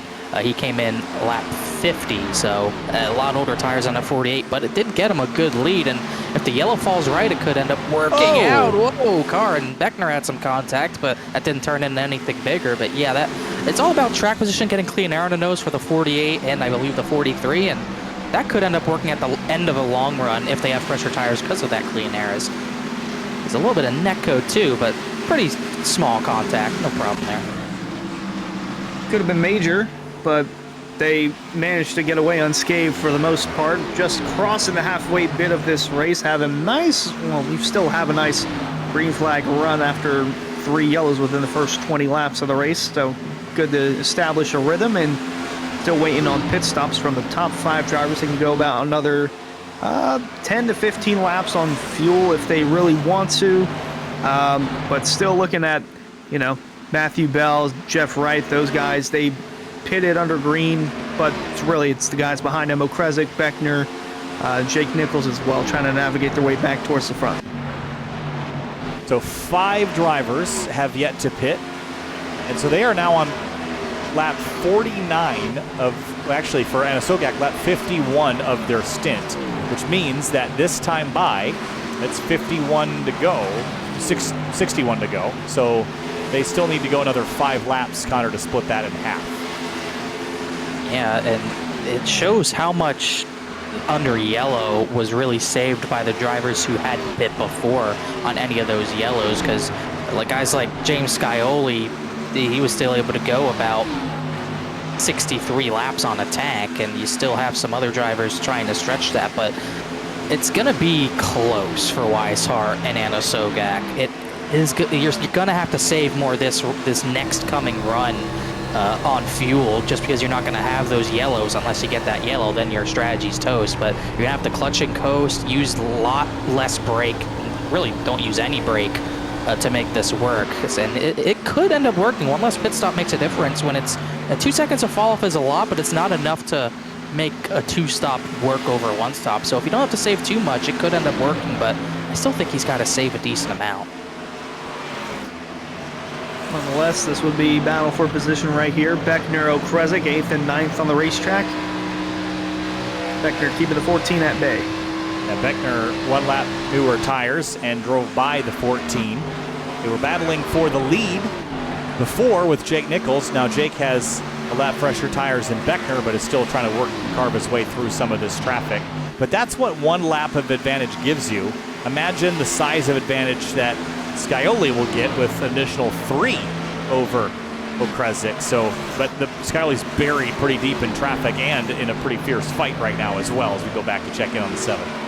Yeah, that's kind of the trade-off. If you try to do an overcut, get fresher tires, you'll have fresher tires to the end, but you'll probably have to battle a lot more cars and use that tire advantage up battling these other cars. And he's not making up ground. He can't get by Rafe Slate. He can't clear Alex Weaver, as Weaver's actually going to cut the 7 off here. So this is what's going to make this strategy not really work, as he's going to have to get back under the 29 at this point. But that's the issue with overcutting, get caught in traffic like this. While that's the advantage of undercutting for guys like Jeff Wright and Matthew Bell, because you get clean air, but you have nothing at the end of your run. Yeah, they're actually about to swap places for 7th. Bell, Beckner, Okrezik. That battle's about to get intense. Well, Bell's going to run the outside. Thought it would be a little bit more spicy, but nonetheless, they're still carving their way through the 43. Spicy like Rick's hot sauce, maybe? Yeah. Well, it doesn't look like we're having a lot of yellows tonight. Might as well head over to rickshotsauce.com for some of the best hot sauces made locally in South Florida. Try the Loxahatchee Classic, Golden Garlic, Palm Beach Pineapple, or South Beach Heat. Follow the Rick's Hot Sauce Rookie of the Year battle in the Area Cup Series and see which driver will take home the $100 prize as the highest finishing rookie in the point standings. Beckner, Okrezik. Okrezik was a little tight out of turn 4 that time through. Bronson Stafford is on pit lane. 54 laps into his run. He's going to call it. And Sogak is 57 in, so he's good now. And I think we'll see him pit. Not this time. Not yet. Going to stretch another lap. They're still about 10 seconds ahead of... He's about 10 seconds ahead of Jeff Wright, who would be the leader cycling out, although Beckner's still closing in on the 48. And then David Weishart's another 4.1 seconds in front of that 88. And Tom Bourne's back there, too, who had to slide through the grass. I don't think he's pit yet either. Same for Cedric Hunter. So all these drivers, the longer they go, the more I think they can make it work. Top 4 stuff to pit. Jeff Wright, the first one on somewhat fresh tires, or at least tires fresher than the top 4, running in 5th, but being chased down by Travis Beckner. Here comes 88 of Anna Sogak, one of the front 4 to come down pit road. Yeah, so it looks like he'll be okay if he does what he did on this run again. 58 laps complete and 55 to go, so he looks to be all right. That only leaves 3 drivers that have yet to pit: Weishart, Bourne, and Cedric Hunter, all of which I think are in a similar strategy, and here they come this time. Weishart first, and I imagine we'll see this next 2 come too. Bourne and Hunter, they've actually been in a little bit of a battle, and they're both going to come down at the same time. So I can only imagine they stretch the fuel as far as possible, and they need this to go fully green. I'm pretty convinced now that they can make this work and probably finish near the front, as Wright had a tap of the wall there, as the 27 of Beckner closing in even more. But I think they really needed to go green. I think if this goes green, they're in a great spot. And Weishart's especially in a great spot because he had no one around him on that strategy. He was all alone. Yeah, he came down pit road as well, so it looks like everything's going to cycle through. And there's the 11 of Philip Groner. He cycles back inside the top 10. Matt Liveries was asking if the New York Jets car burst into flames yet. And the answer to that is no. The tie-dye one he painted did. And ironically, they still have an 11-point lead, so they haven't gone full collapse mode yet. What a shame it's still running, they say. Didn't have the Jeremy Miller luck tonight. No. He's still running, still have some drivers out of the race, including McKinney, Grant, Slaughter, Munsell, and Joey Chapman. Still only 5 retirements at this point, as Garrett Grant just left the session, so he's really going to be out of this race. Is almost ready for that final battle for the lead of this run, or at least the first battle, the true battle for the lead for this run. Jeff Wright way undercut, Travis Beckner kind of pit around when you'd expect to, and he's finally caught that 48. It did take a little longer than I thought it would, so it's going to end up being a pretty solid strategy for the 48, but that 27 should fly by him here in the next set of corners. And the 2 of Mitchell is going to fly by the 48 before the 27 does. He'll have a look to the inside for the lead in 3. Wright going to try and keep the outside lane rolling, but the newer tire is going to prevail. 10-lap difference for Travis Beckner's tires and Jeff Wright's tires. New leader, Beckner at Chicagoland. Closing in on 50 laps to go as well. Is there any inkling of strategy, Connor, where you'd reverse this, where you might pit now at 50 to go instead of, like, if you're going to split it into 50 and 30? Would you just make your 30-lap stint this one and make the last one 50? Would anyone try that? I guess it depends where you are in strategy. If you're maybe in a battle holding you up, like if Jake Nichols gets held up a little bit here, maybe he would consider pitting a little bit earlier, but I'd be shocked if someone really did go way short. I think if anyone were to pit early, it'd be the 48, but he undercut so much that would pretty much be normal for him as the 73 into the third position, as Zach Nichols just came off the pit lane a little late earlier than normal. So maybe he just did that strategy because he only pit 15 laps ago. That's way early, so not sure what happened to the 44, but I was confused. Everyone went a little longer than I thought they would strategy-wise. Maybe they were trying to make a one-stop work and failed, but I was a little surprised there. Most people kind of made this very uneven stints to the end.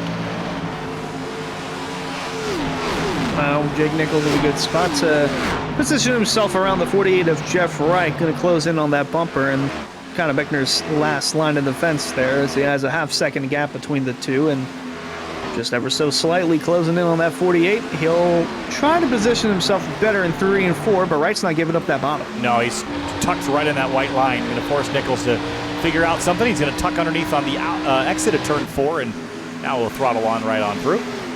And this race is so much closer to ending than you would think it would be. About 25 minutes of racing from here to the end, and that's going to include a pit stop for most of the drivers in the field here. Look at Zach Nichols on fresh tires. He's going to carve on through this fierce battle for second between Nichols, Wright, and Okresic. And Nichols, even passing the cars that he just did, Connor, was only 7 thousandths of a second off of Beckner's speed last lap. But can he keep the tires on it this time is a question. Even in clean air, he was not able to do that, so it's going to be a lot tougher when he gets to the rear bumper of the 27. If he can't escape that dirty air, it's going to be a lot tougher to make the pass work, especially running the bottom. Beckner's going to give him all the bottom in the world. I think Beckner has no issue running the top side and using that defensive line to keep the 73 at bay. I just think it's going to be really, really tough. Once Nichols gets incredibly close in dirty air, it's going to be a lot tougher to make it work and keep those tires in good shape. Yeah, still rolling on the bottom. Haven't seen him navigate to the outside lane yet, trying to preserve some more of the tires as you saw in that last stint. Watch the 27, watch the hands. See him snap back to the right there a couple of times mid-corner, then really neutral steer on the exit. So he's incident. Cameron Hearn and Alex Weaver and Alex Bell all crashed on the front straightaway. Not what the one-stoppers like Weishart wanted here. Well, that changes the whole dynamic of this race, doesn't it? This was pretty much done pitting under green. We thought for sure that with the way this race was going, we would see this go all the way to the end, but it's not what happened. Let's see how this kicked off. 4 cars in the middle. He's going to drift out. He's going to get tagged by the 51 and goes into the 15. Hard impact for the 4. And then the 29 just gets clipped. Poor Alex Weaver had nothing he could do there, but that was really, that was a big mistake by Kemp or something. He just turned Cameron Hearn. And that was one of those crashes that would rip the door skin off, you know, like when they used to see all the foam come out. The foam, yeah. Let's see if we can ride on board with the 51 and kind of get his perspective. Maybe he was just trying to give a bump draft, but any oval, Connor, one of the trickiest parts is the tri-oval, you know, where you're kind of unsettled. And he just kind of swipes across the bumper there, and that's what triggers that whole thing. I can't tell. Maybe he's trying to go 3 wide or something. Maybe not trying to bump draft the 4, but maybe cut to his inside, but just really misjudged it, hit the 4 in an uneven way, and sent Hearn around. And Alex Bell was also an innocent bystander in that as well, but just definitely a mistake by the 51. Was ugly. Wow, the 29 came flying in there. He thought he had it cleared too, and he did not. Zachary Carr had a spin on pit entry as well. Everyone's come down the pit lane. As the 51 got away with that instant scot-free. Everyone comes down the pit lane. And yeah, Zachary Carr just spun on pit entry, so he's going to lose a lot of track position, but the car is clean. And big race out of pit lane with no green flag pit stops left, and Beckner got it easy. Nichols got second. John Furness might have came out of that third. He did, and Okrezik had a terrible pit stop sequence, as did Jeff Wright, Hunter, and they're going to come out 5th and 6th. Yeah, lost about half a second in the box. Might have overslid his pit box. Did he just, no, he's still in the race. I don't know if he alt forward or not, but he's still there. Not sure if he overslid his pit box, but definitely a half-second lost on that stop for Okrezik. Travis Beckner is going to lead this race. We're going to have 40 laps to go on the restart or thereabouts. So it's game on now. And this is now the stage, Connor, where you're going to look at the laps remaining and say, are we going to go green to the end here, or are we going to see what we saw potentially in the trucks race, which is people getting really aggressive to try to steal what they can on the restarts? Yeah, I think the one thing that maybe makes the restarts a little less scary is the lack of pack racing for the most part. We saw drivers go into the apron before we even got into turn 1 on Tuesday night. That shouldn't be the case, but we saw with the initial start and the 2 restarts afterwards that it can get very, very hairy and too aggressive to the point where we start crashing a bunch of cars. So drivers got to keep their heads on, no doubt about it, or else you're going to be on the wrecker. And there's a lot of drivers still at the front of the field with points on the line that can't afford days like that. Keep your heads on, right? Someone's not aggressive, at least for now. No, Apollo's very much not aggressive. He's been enjoying his day. I've just been really admiring. I got a new haircut today. I'm so stoked about it. I think it looks so good. And there's something in my hair, though. I'm stoked about it because I get my haircut downstairs because I live above a barber shop, which is really cool. This is my first time in Chicago. I've been here 5 years now, living in a mixed-use building. And I think it was a grocery store at one old point, but it's a barber shop now, and it's really nice to just go downstairs and get a haircut. Because that's a thing that feels like a pain in the butt to do, but you just walk down your steps and they're there. They take care of you, my homies. So stoked. Just came off of an SRO Pit Pass show. We were talking to drivers about the Indianapolis 8-hour. I've got some fun news about that coming up as well. I don't think I can share it yet, but one of the endurance races of all time at the beginning of October. Yeah, Jay Ray Bay, enjoying the simple things in life like a fresh fade. That is right. So, and my cat hanging out with me. So, pretty stoked about that. And we're going to double up for the restart here. And Nichols on the top, Beckner on the bottom. And Connor, restart with 41 to go. A little bit of a reshuffle. What do we see from here on out? We see aggressive racing for clean air. I think Beckner needs to get a very big jump here to get away from the 73 because I think Nichols has short run speed, but Beckner, I think, was saving short run speed for the long run and it ended up working out, as did his pit strategy. But I think everyone's going to be giving it everything on this short run because I think a lot of people are going to anticipate yellows and push their stuff very hard. I'd look for Jeff Wright to go to the outside immediately and try something here. Same thing for Connor Okrezik. Let's see it again. 41 to go from Chicagoland Speedway, round 9 of the Florida State Builders Area Pro Series. Pace car is going to peel off. Back up on the outside, but we're back underway. And Beckner immediately to the apron to try to break away from that field and also defensively keep anyone else from trying to sneak underneath him. It's fully legal. He can go down there. We saw it Tuesday like we were talking about. He's going to keep him side by side for a second, but Nichols with the run off the top, going to get by John Furness. Here comes Braxton DeWeese. He could get into the top 3 with a good run out of turn number 4. And Okrezik's kind of a loser here on this restart, stuck behind the 28. Furness sideways. They're all sideways on the bottom, but if Okrezik can't get out of that crash, line. turn 4. Is that Alex Bryson? Did he keep it straight? Somehow he bounced it off the wall and did, like a ping pong ball.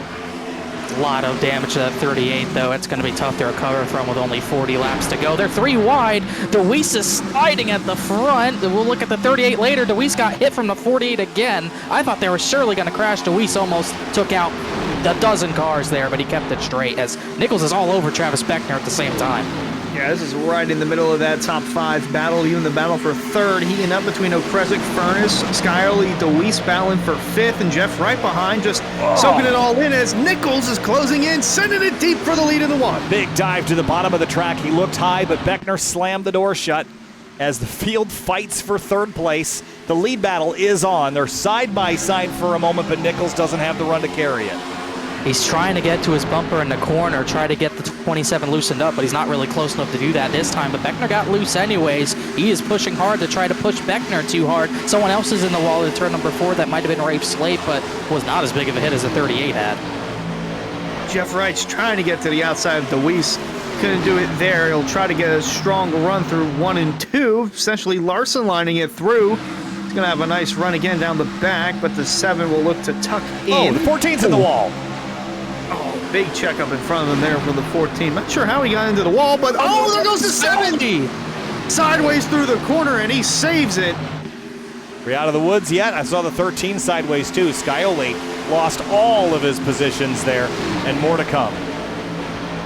Yeah, that looked like another misjudgment like the 87 had. Okrezik kind of put himself in the wall there, and then I think Deweese got spooked, went low, and Skyoli was down there, so the 7 has big right rear damage. That's going to hurt him. Oh, Okrezik and Deweese came together again. I think Jeff Wright gave the 14 a shot that time. They are not given any room at this point. This is what I feared would happen, and they're not done yet.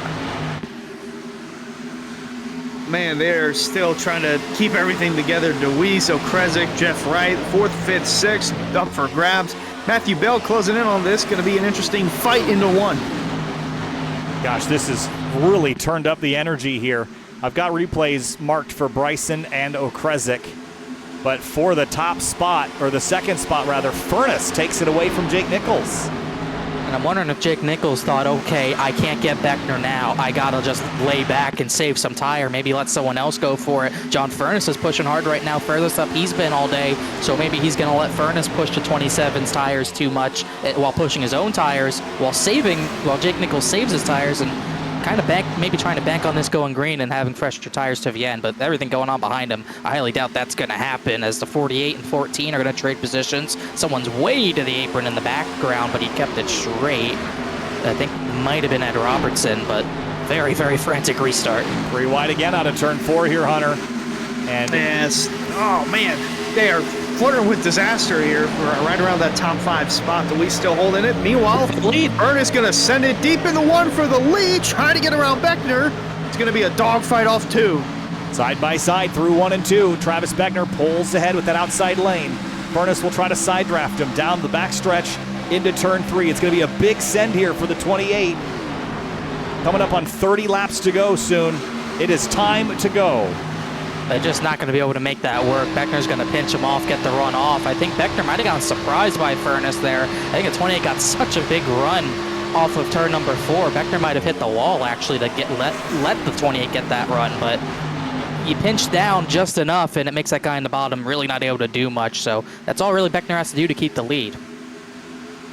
Yeah, doing a fine job of doing that. Meanwhile, behind Rafe Slate's a near side-by-side battle for 11th. Matt Kemp on the outside, Casey Lakatos to the inside, and then Zachary Carr behind as well, side-by-side. And Kemp actually bounced off the wall, so Lakatos can have a little, well, it would say a little better, but he's got Zachary Carr, who now goes to the inside, Tom Bourne to the outside, and there's just debris flying everywhere. I was going to say, I saw particles flying like someone smashed the fence there into turn 1. Like they said, that safer barrier sticks out. It can cause you some strife in the heat of battle. Here comes Nichols back on Furness. I don't think he's going to get under him quite yet, but I think he's trying to keep the 28 on the 27 to keep putting pressure on the 2 ahead of him. Furness looks a touch faster, but not able to close back in like he did after Beckner hit the wall out of turn 4. 27 car looks clean. Everyone kind of running the bottom. Matthew Bell's the Lone Ranger on the high side as Furness kind of inched up the track a little bit. Got a better run than Beckner, but not quite to the bumper. And track temp, 87 degrees as the sun is starting to set here in Joliet, Illinois, the site of Chicagoland Speedway, where Beckner looks to hold control of the lead for the next 30 laps, trying to keep John Furness and Jake Nichols at bay. 30 laps to go, and you pointed it out, Travis Beckner has done nothing other than finish poorly or win. Hasn't had a top 5 or a top 10. That was not a victory. So he's really trying to keep that the same tonight. And he has got a lot of work to do to hold off a hard-charging Furnace and a plodding Jake Nichols in that 73, Connor. But, you know, how does Travis save tire and set the pace? That's got to be tough to do out front. It really is hard to do. I'm not sure anyone's mastered that, but I think the most important thing he can do is keep enough pace to where Furnace can't get to his rear bumper and loosen them up out of a corner at all, because that's when it could become trouble. I can see Furnace is pushing harder, and he's making 1 and 2 a little bit faster time through 1 and 2 than the 27 of Beckner, and he's just kind of trying to go a groove higher, get clean air on the nose like he did right there, just trying to get runs out of the corner, maybe get back to his inside. But that's the best thing Beckner can do, is keep the 28 off his rear bumper, but he might not be able to do it. And Jake Nichols applying pressure to the Furnace, so he really can't let off much, so he's going to send it down below the 28 of Furnace to the inside for that second spot, and Beckner's going to hope that battle continues so he can try to scoot away from them. Jake Nichols trying to just eke up alongside the 28, keep him from turning down to the bottom. He's going to do that here in 3 and 4. Got a little more rubber down there, but again, the outside momentum. And this is exactly what Beckner wants to see. Look up in the rearview mirror and see them side by side. Tom Bourne had a slide out of 4. He kept it straight, though. He's had a wild race tonight, no doubt. But yeah, this is exactly what Beckner wants. Trying to keep side by side. He's going to put dirty air on the nose of a 73, make that pass tougher. He is so close, and Furnace actually lifts for the 73. I don't hate that move from Furnace, but I am shocked by it. He definitely could have kept the nose to the right rear of Nichols, but he decided to let the 73 go. Definitely lifted out of 2 to let the 73 go after Beckner. A long time since John Furnace went to victory lane. Got to go back to season 3 at Auto Club, and he's got a good shot here running in the 3rd spot. Lost 2nd to Jake Nichols, but now if anything happens to the front 2, Furnace is in the catbird seat. Oh, and could it? Beckner and Nichols. We know these drivers have sparred before. Crash, Slate and Matt Kemp hard into the outside wall at a turn number 2. Zachary Carr, Cedric Hunter, Scioli, Falliker also involved. Huge crash out of turn 2 again. Wow. Big crash back straightaway. And they have not come little tonight, have they? No, that's another big one. Rafe Slate, the 98, just washes up the hill into the 51. Oh, man. Zach Carr, Tom Bourne, a lot of drivers just couldn't check up in time, but Kemp and Slate, I'm sure, will disagree about that one. As we'll see here, Slate, Hunter to the inside, tries to slide up in front. He wasn't really clear. Yeah, the Ryan Hartz, fortunately, was able to avoid that as well. He was having a solid run, still is, compared to the rest, as the debris just scatters all over the infield. Fine, where's the 2-car run? I think he had a pretty interesting perspective of this.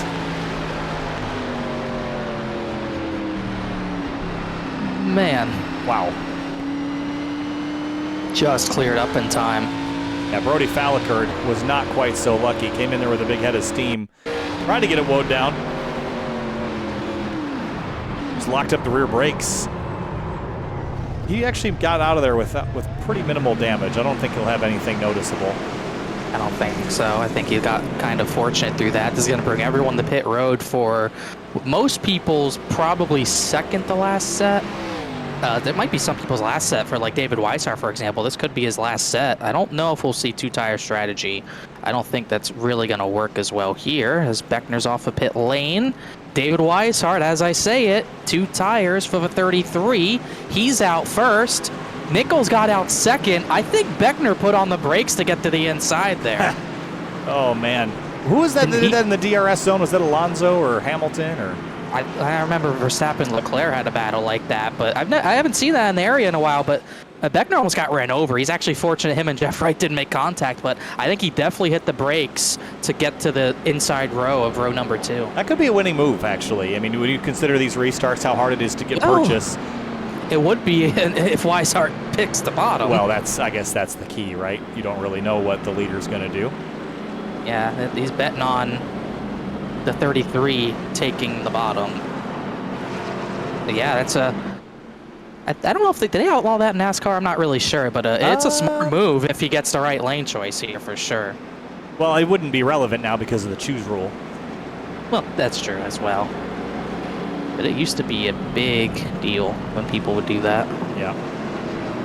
All right, well, we've got a couple moments under yellow. Let's tell you about some more of the people and partners that are with the area iRacing League. How about Elite Entertainment? Add some life to the party this summer with Elite Entertainment. Located in Boiling Springs, South Carolina, Elite Entertainment provides high-quality band production to entertain at any location, including karaoke, singo, and more. Visit Linktree/Elite Entertainment LLC for all contact information. And the High Banks Podcast, just two blue-collar guys, Nick and Alex, talking about NASCAR and more. Listen to episode 205 with Brad Slaughter. New episode with Jacob Bell is out. Check it out on Spotify. And we've heard, we haven't had the choose yet, Connor, but we've heard that the 33 may be taking the top. He said it over radio that he'd be taking top, so the ever-complicated relationship of Beckner and Weishart, but I'm sure he's probably not happy, but it's not the end of the world here. But this is really going to be a big deal for Jeff Wright. Puts him in a good spot. He's just outside the top 20, but this could be a big deal for him. Any sort of good points day, and he's in the top 20, so a win would be huge.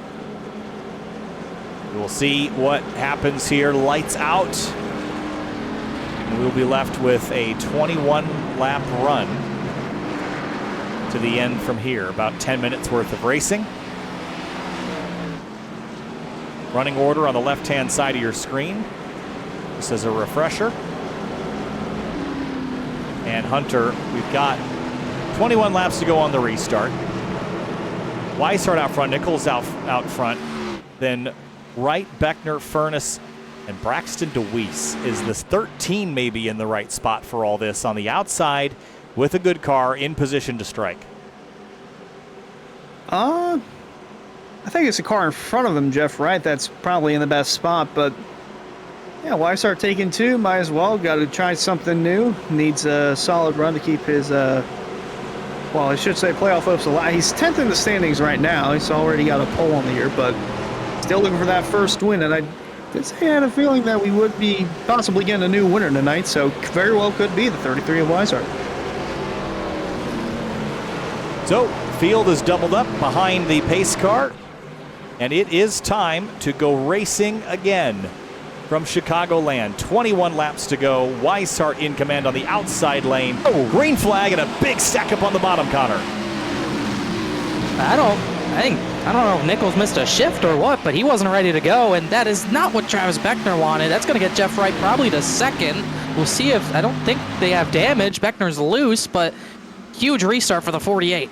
Caution, big crash. I think Greg Mitchell's around, and another crash behind.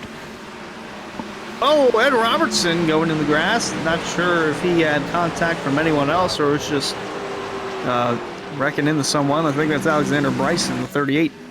Oh, so I think this is all sort of related here. Let's go back. Two car, and the 64 was behind this, so it had to have been. He's just going to get loose on his own. Same thing the 18 did earlier. I think the 42 got hooked a little bit, and then you saw, I think Ed Robertson got a little piece of it, and that kind of set that off. That's going to have his night. So Beckner is now 5th. So he's back a row from where he was. And that last restart did not go his way. No, I'm not sure.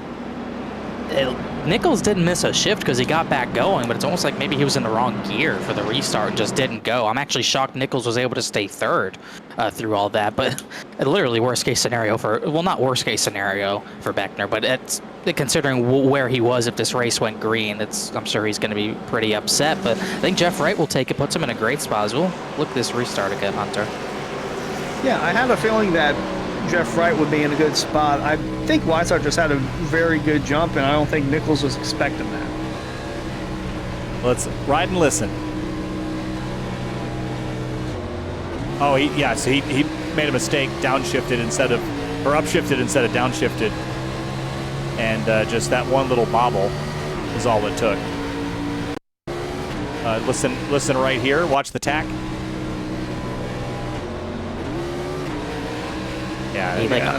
upshifted before getting on the gas. It's almost like his reflexes failed him. It's like, no, we got to hit the gas. No, we got to shift. No, darn it. Yeah, and it all happens quickly. But I'm sure they got to be thankful they're still third and fifth and not crash. It could have been big. Beckner was heads up to not hit the 73 even harder, but I'm sure definitely upset about the track position where he has now. But it's not just him. John Furness has lost out. He's back to 7th. He was in the top 3. And Conor Okrezik was top 3 the first half of this race. He's all the way back to 9th. So this race has really flipped a little bit because now you got Wright, DeWeese, Matthew Bell. They're all up there. I think also with the anticipation on these late race restarts, it's easy for people just to accelerate blindly and not lift. So everyone got pretty lucky, Connor, as you mentioned, that didn't stack it up. Hunter? I'm just looking forward to this next restart because now Jeff Wright's going to be in a good spot, and then he can go on the restart. Might put himself in a better spot than Weishart on 2 tires. Even Braxton DeWeese, the three of those guys in the top 4 are still looking for their first win on the season. Yeah, so maybe about 16 laps to go, I think, when we get the restart. And we'll trim it down a little more. Quick look at the race stats so far in this one. 6 different leaders, 5 lead changes. We're on our 6th yellow. It doesn't feel like we've done 6, but we have done 6. 73 recorded the fastest lap. And this is far from over. And laps led tonight on the left-hand side of your screen. Pretty even distribution relatively compared to what we can sometimes see on these 1.5 mile races. David Weishart leading 18. Most of those were from going the long route, trying the one stop under green earlier. Jeff Wright had some laps led from short pitting. Majority of others haven't even led laps. Zach Nichols led 2 there as well, but this is going to be an interesting restart.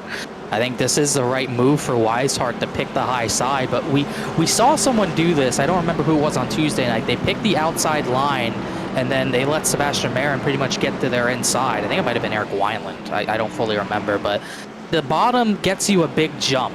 But the top side, you can get a jump, but it's not going to be as big. But Weishart's strategy here is he's going to pinch the drivers who have been up at the front all race. He's going to kind of block them in. He's going to block Jake Nichols in.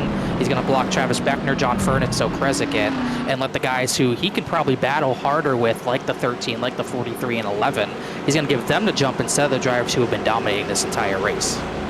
Well, see the track temp cooling down now to 83 degrees. It's almost 6 o'clock in the sim, and well, that's anything but for the drivers cooling down. They're just heating up. They're just getting ready, Kyle, for the next 16 laps of potentially green flag racing. Could see another quick yellow like we saw on the last restart, but going to be the most intense one up to this point. Yeah, potentially is the key word in that sentence. In the Florida State Builders Area Pro Series, round number 9. After this, 3 rounds remain in the regular season. Drivers are considering their playoff pictures, their playoff hopes. Big picture racing for some, others just going to race to steal a win here or there. Weishart on the outside is the control car once again into the restart zone. Cleaner looking that time, but a nice jump from the 33. That's exactly what he needed. Bobble on the bottom there into turn 1. Beckner trying to go center 3 wide. That's going to be tough math. He's really loose on the bottom of the track. All sorts of people bouncing off each other down the back straightaway, where Jeff Wright is going to be the first one in line to try to get David Weishart here, but he's not quite close enough to make that move. He's going to run to the outside, let Nichols get to his inside. Oh, center Connor. And Ryan Hartz. Hartz is going for a wild ride through the grass. I don't know if he's even lifted. I think finally he has kept it straight, but all that track position is going to be lost as Jeff Wright goes for the lead. My computer can't handle this because it's so intense as Jeff Wright's looking for the lead. He's sideways off of 2. It's not just me. That's good. David Weishart, Jeff Wright into turn 3. What a battle here for the top spot. Weishart on 2 tires trying to run from the drivers in 4. Got another run right here, but Weishart's going to force him low again. He is not going to let the 48 get the right rear unless the 48 blinks out. I'm shocked he's giving the 48 the top side. If Wright can get a big enough run here, he could have a slide job attempt into 3. As DeWeese is up in the 3rd, past Jake Nichols. Huge pass there as the 33 put a little bit of a block on. Everything's in the maximum overdrive for everyone's internet. Connor's internet, my internet, the 48's internet. And the fight for the lead still continues. Jeff Wright going to power through on the inside. He'll clear Weishart for the lead with 13 to go. Yeah, Braxton DeWeese is here, though. I mentioned that 13. He was in prime position to be a factor in this race. He's going to drive to the bottom and at least for a moment get some cleaner on that nose, but the 48's got the outside groove. And here's Beckner in the 27. Where'd he come from? Saw someone hood fly and then got back on him, but this has really flipped the race with two drivers looking for their first career area series victories in any area series. But here comes Beckner back to third, hit the apron there, got pinched by DeWeese. He has two tough passes to make here if he wants to win. Here comes DeWeese to the apron, trying to get a run on the 48 of Jeff Wright, looking for Central United Motorsports' fourth win of the season, but he's looking for his first for this team in the 48.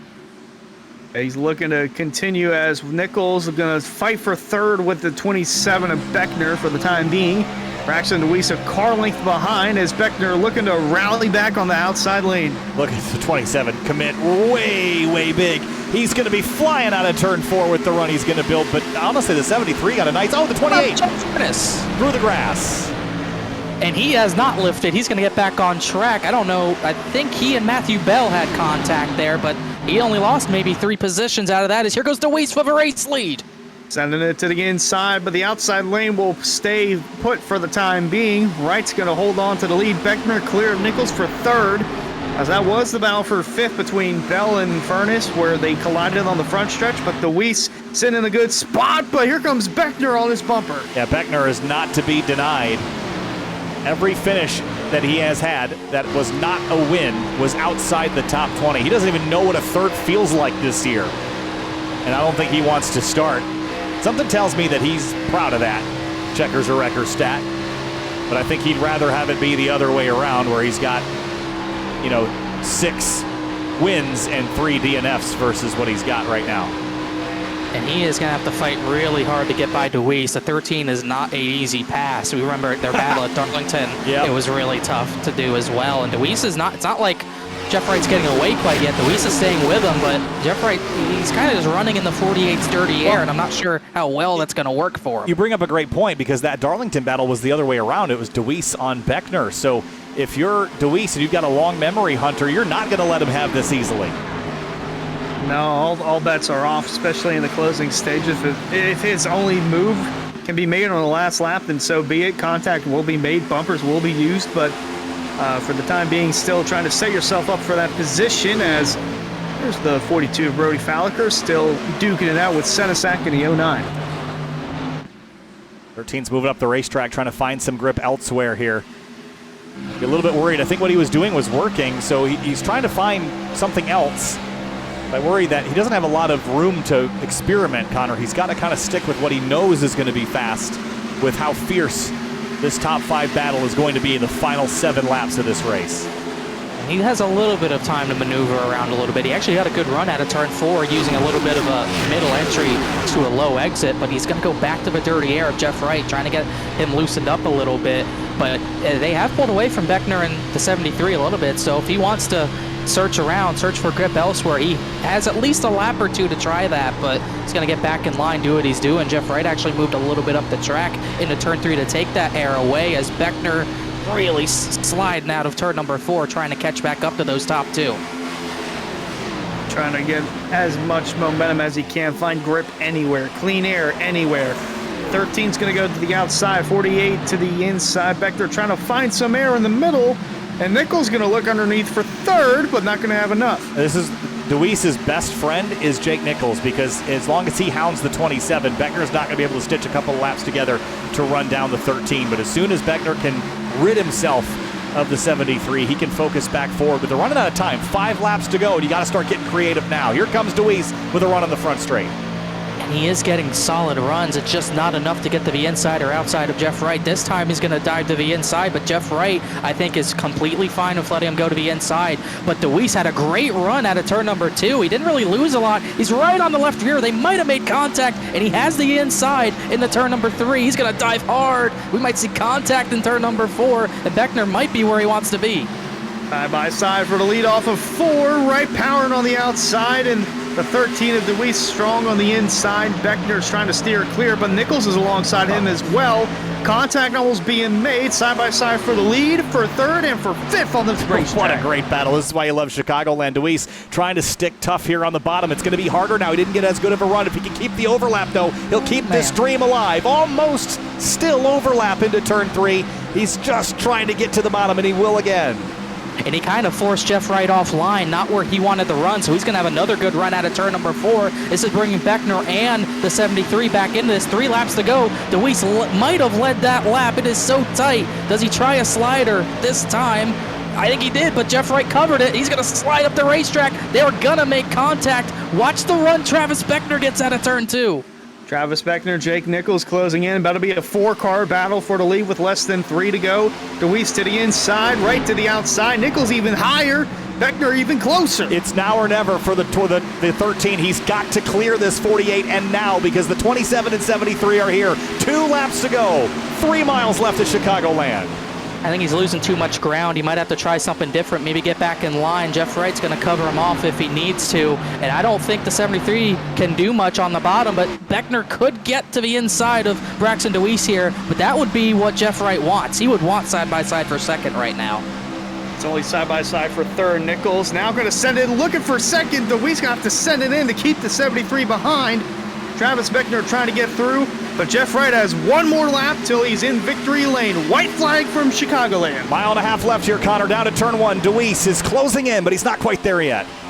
And Jeff Wright, he's going to try to fend the dirty air on the 13's nose. They're going to be 3 wide for second almost. Jeff Wright played the air perfectly there. I think DeWeese is too far back to really have any look into turn 3. Down the backstretch into turn 3. DeWeese was fighting for the lead. Now it's a fight to hang on to second. They're colliding in turn 3. Nichols is going to slide up the racetrack. He's going to save it in the fence. Jeff Wright out of turn 4. Checkered flag for the 48. He's going to win at Chicagoland. DeWeese and Beckner get to the line. P2, P3. Nichols salvages well, he drops to 7th, actually, in the chaos of the end. Furness, Groner, the rest of the top 5. That was wild. Absolutely wild finish. What a drive from Jeff Wright.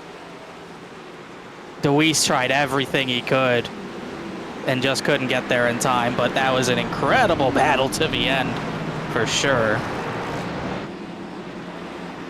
Well, I had a feeling before the broadcast started, had a feeling at the beginning as the 44 car will do his best shaving Gisbergen on the apron, but it's the 4th win of the season for Central United Motorsports, and it's the first of the season for Jeff Wright. Did a lot right there in that final run. Wow, Chicagoland, man. It has put on some duds in the past, I won't lie. But boy, when it goes right, is it a joy. Let's go back and watch that battle into 3 with these guys here. And this is, DeWeese at this point knows the race for the win is over. And it's really just becomes a battle for second. He had to defend that there, and there was just so many cars in too tight of a space there. Nichols he did a nice job.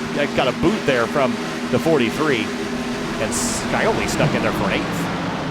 Yeah, Jake Nichols definitely got the short end of a stick. It's like Beckner was trying to get to the inside of DeWeese, but DeWeese was kind of committed to the middle, and Nichols was already on the inside of the 27, so there was just no room given for 3 wide there. The 73 got onto the short end of a stick. Jeff Wright, first victory. He's in the playoffs just like that if he can hold top 20. Braxton DeWeese, consistency once again for him. Beckner's first top 20, that wasn't a win. I think you'll take that, but probably upset about not getting the race victory. But Braxton DeWeese has got to be kicking himself a little bit there. And some surprise top 5s there as well. Furness got 4th. Philip Groner, we didn't talk about him all race, but he got 5th. Occasionally, he was able to scoot himself into 5th, just navigate his way through the chaos there at the very end.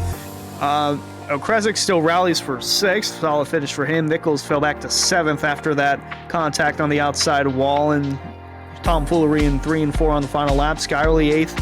And Sogag with a solid 9th, and Matthew Bell, another good top 10 for him. Zach Nichols had a pole, but he had to drop to the tail because of an EOL.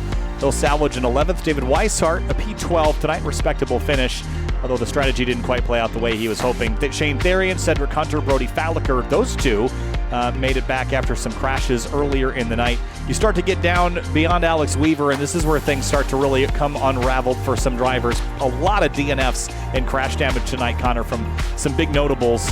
And Jeremy Miller, got to give him credit for being 11 laps down, 23rd. That's a not bad finish considering his night and how it started. Yeah, I'm not really quite sure. It just shows how much attrition rate we had. Over a dozen cars, or close to a dozen cars out of the race, and he was able to be 11 laps down in 23rd. It's pretty important for him to stay in the title fight. But there's some guys down the order who didn't really get a chance to race. Ryan Swan didn't start the race, but Slaughter and Grant had their incident. Blaze McKinney crashed early. Justin Munsell was out in that lap 2 crash as well, and Cameron Hearn, the one that broke up our green flag running, he was involved in that one, turned by the 51, but a really, really wild race with a satisfying finish.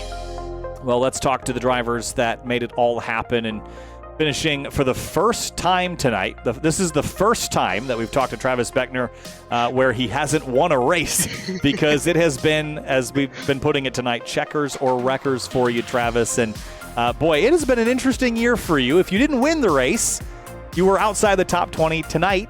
A P3. Are we happy with it? Finally. Instead of wrecking, I got a good finish instead of first in wrecking. So I'm happy. I'm excited for Jeff. 2-year anniversary for Central United. Ran the throwback paint schemes for him this week. Those guys are awesome. Like, honestly, out of all the teams that I've been on, they have been the most welcoming for me. And yeah, they're just amazing guys. They especially Casey Lakatis. Like, I'm so excited that we got our 4th win of the season for Central United. Yeah, just Jeff did an amazing job right there getting by Weishart. And yeah, just awesome job to Jeff. I'm so happy for him. Yeah, it's like Kyle Busch at RCR, thrilled to finish 3rd. This is new for me, but Travis, P3, great points night. I mean, really, you look at the season, you've got enough wins to really seed yourself pretty high, but it's just about padding the cut line. So I think the job and was well accomplished tonight, so congratulations on that. Yeah, first off, I'd like to apologize to Jake Nichols right there in the 3. I just got so narrow tunnel vision, and I just completely forgot he was down there, and just a mistake on my end. And if you're listening to this, Jake, I am really, really sorry. I'll come apologize to you after this. But I am very, very excited for Jeff. I see my dad in the background right now. Hi, Dad. And yeah, the sponsors, Hendry County Motorsports Park, Central Mobile Home Sheds, all the guys at Central United, they are amazing.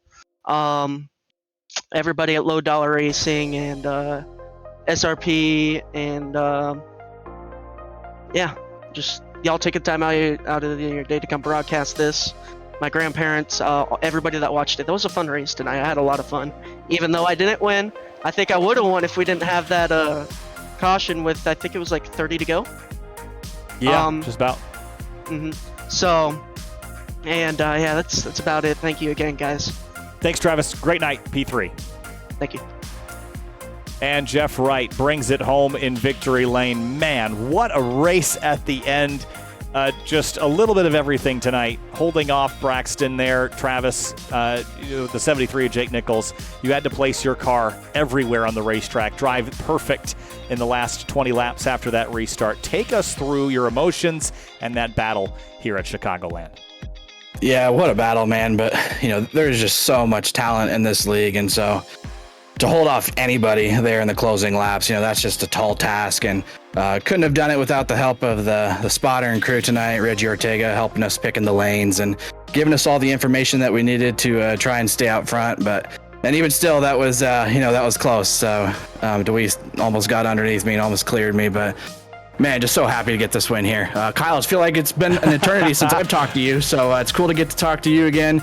And, super excited to get Central United another victory. Obviously, Travis is having just a killer year. But to be able to add to that and get us in the win column again on our 2-year team anniversary, that's pretty cool. Yeah, you're right. It is good to hear from you again. And sometimes people ask, what you want you to interview more people. It's like, well, you got to keep it a little special, right? And every once in a while, and you get up here and chat with us post race, it almost always means that you've had a really good day. And this was a really good day, Jeff. But just those last restarts there, I mean, the chaos, the 33 on 2 tires, picking different lanes. How do you navigate the restarts here at Chicagoland when you've got drivers attacking from behind and one out front that has got a little less tire than everybody else? Yeah, well, we knew that the 33 there was, on the 2 tires, and having the opportunity to start on that front row, you got to capitalize. And so we were just pushing as hard as we absolutely could to try and get the lead, because I felt like if we could get it, we had a good shot at trying to hold these guys off. The dirty air, obviously we always talk about that in the B car, and it's just such an advantage to be the leader. It's just, this league and this series is just so stacked that it's hard to get the lead here. So when you do, you got to make the most of it and try to hold them off. And thankfully, we're able to do that just tonight. Jeff Wright wins at Chicagoland. Congratulations. Enjoy this one. We'll see you again soon. All right. Thanks, guys. Thank you. And Braxton Deweese is going to join us now. Second place tonight, Braxton. I know that you would have rather have won this one. It was so tantalizingly close there in the closing stages. What more could you have done there with Travis and Jake barking up the tree trunk there? Oh no, I'd like to go back and look at it and try to give like an actual answer, but just be a little bit better, just thinking about it right off the top of my head, it's definitely difficult there, just with not being many laps there, and it's kind of just like hammered down at that point. But still glad that we were able to put ourselves in the position that we were in. Big shout out to David for picking the outside there. That definitely helped. So, like I said, just glad we were able to put ourselves in that position and ultimately come home second. And like you said, probably a little upset, but that's okay. I came in here not even thinking I'd be running up here and having the runs that I've had so far this year. So I'm definitely glad with the pace that we had, and I'm definitely looking forward to trying to keeping it up and hopefully keeping the momentum rolling to the playoffs. You bring up a good point. Your finishes this season have been, let's see, you've had 11th, a 7th, a 6th, a 12th, a 6th, a 2nd, a 12th, and a 2nd. So pretty consistent all around. And when we get to the playoffs, that consistency is going to matter. But I know there's the pressure for the race win. So, it seems like at times, I mean, you threw some really big moves there to try to get by Jeff, but are you making decisions consciously to not put yourself in a compromising position and just make sure that you're grabbing the points because it's working out for you so far?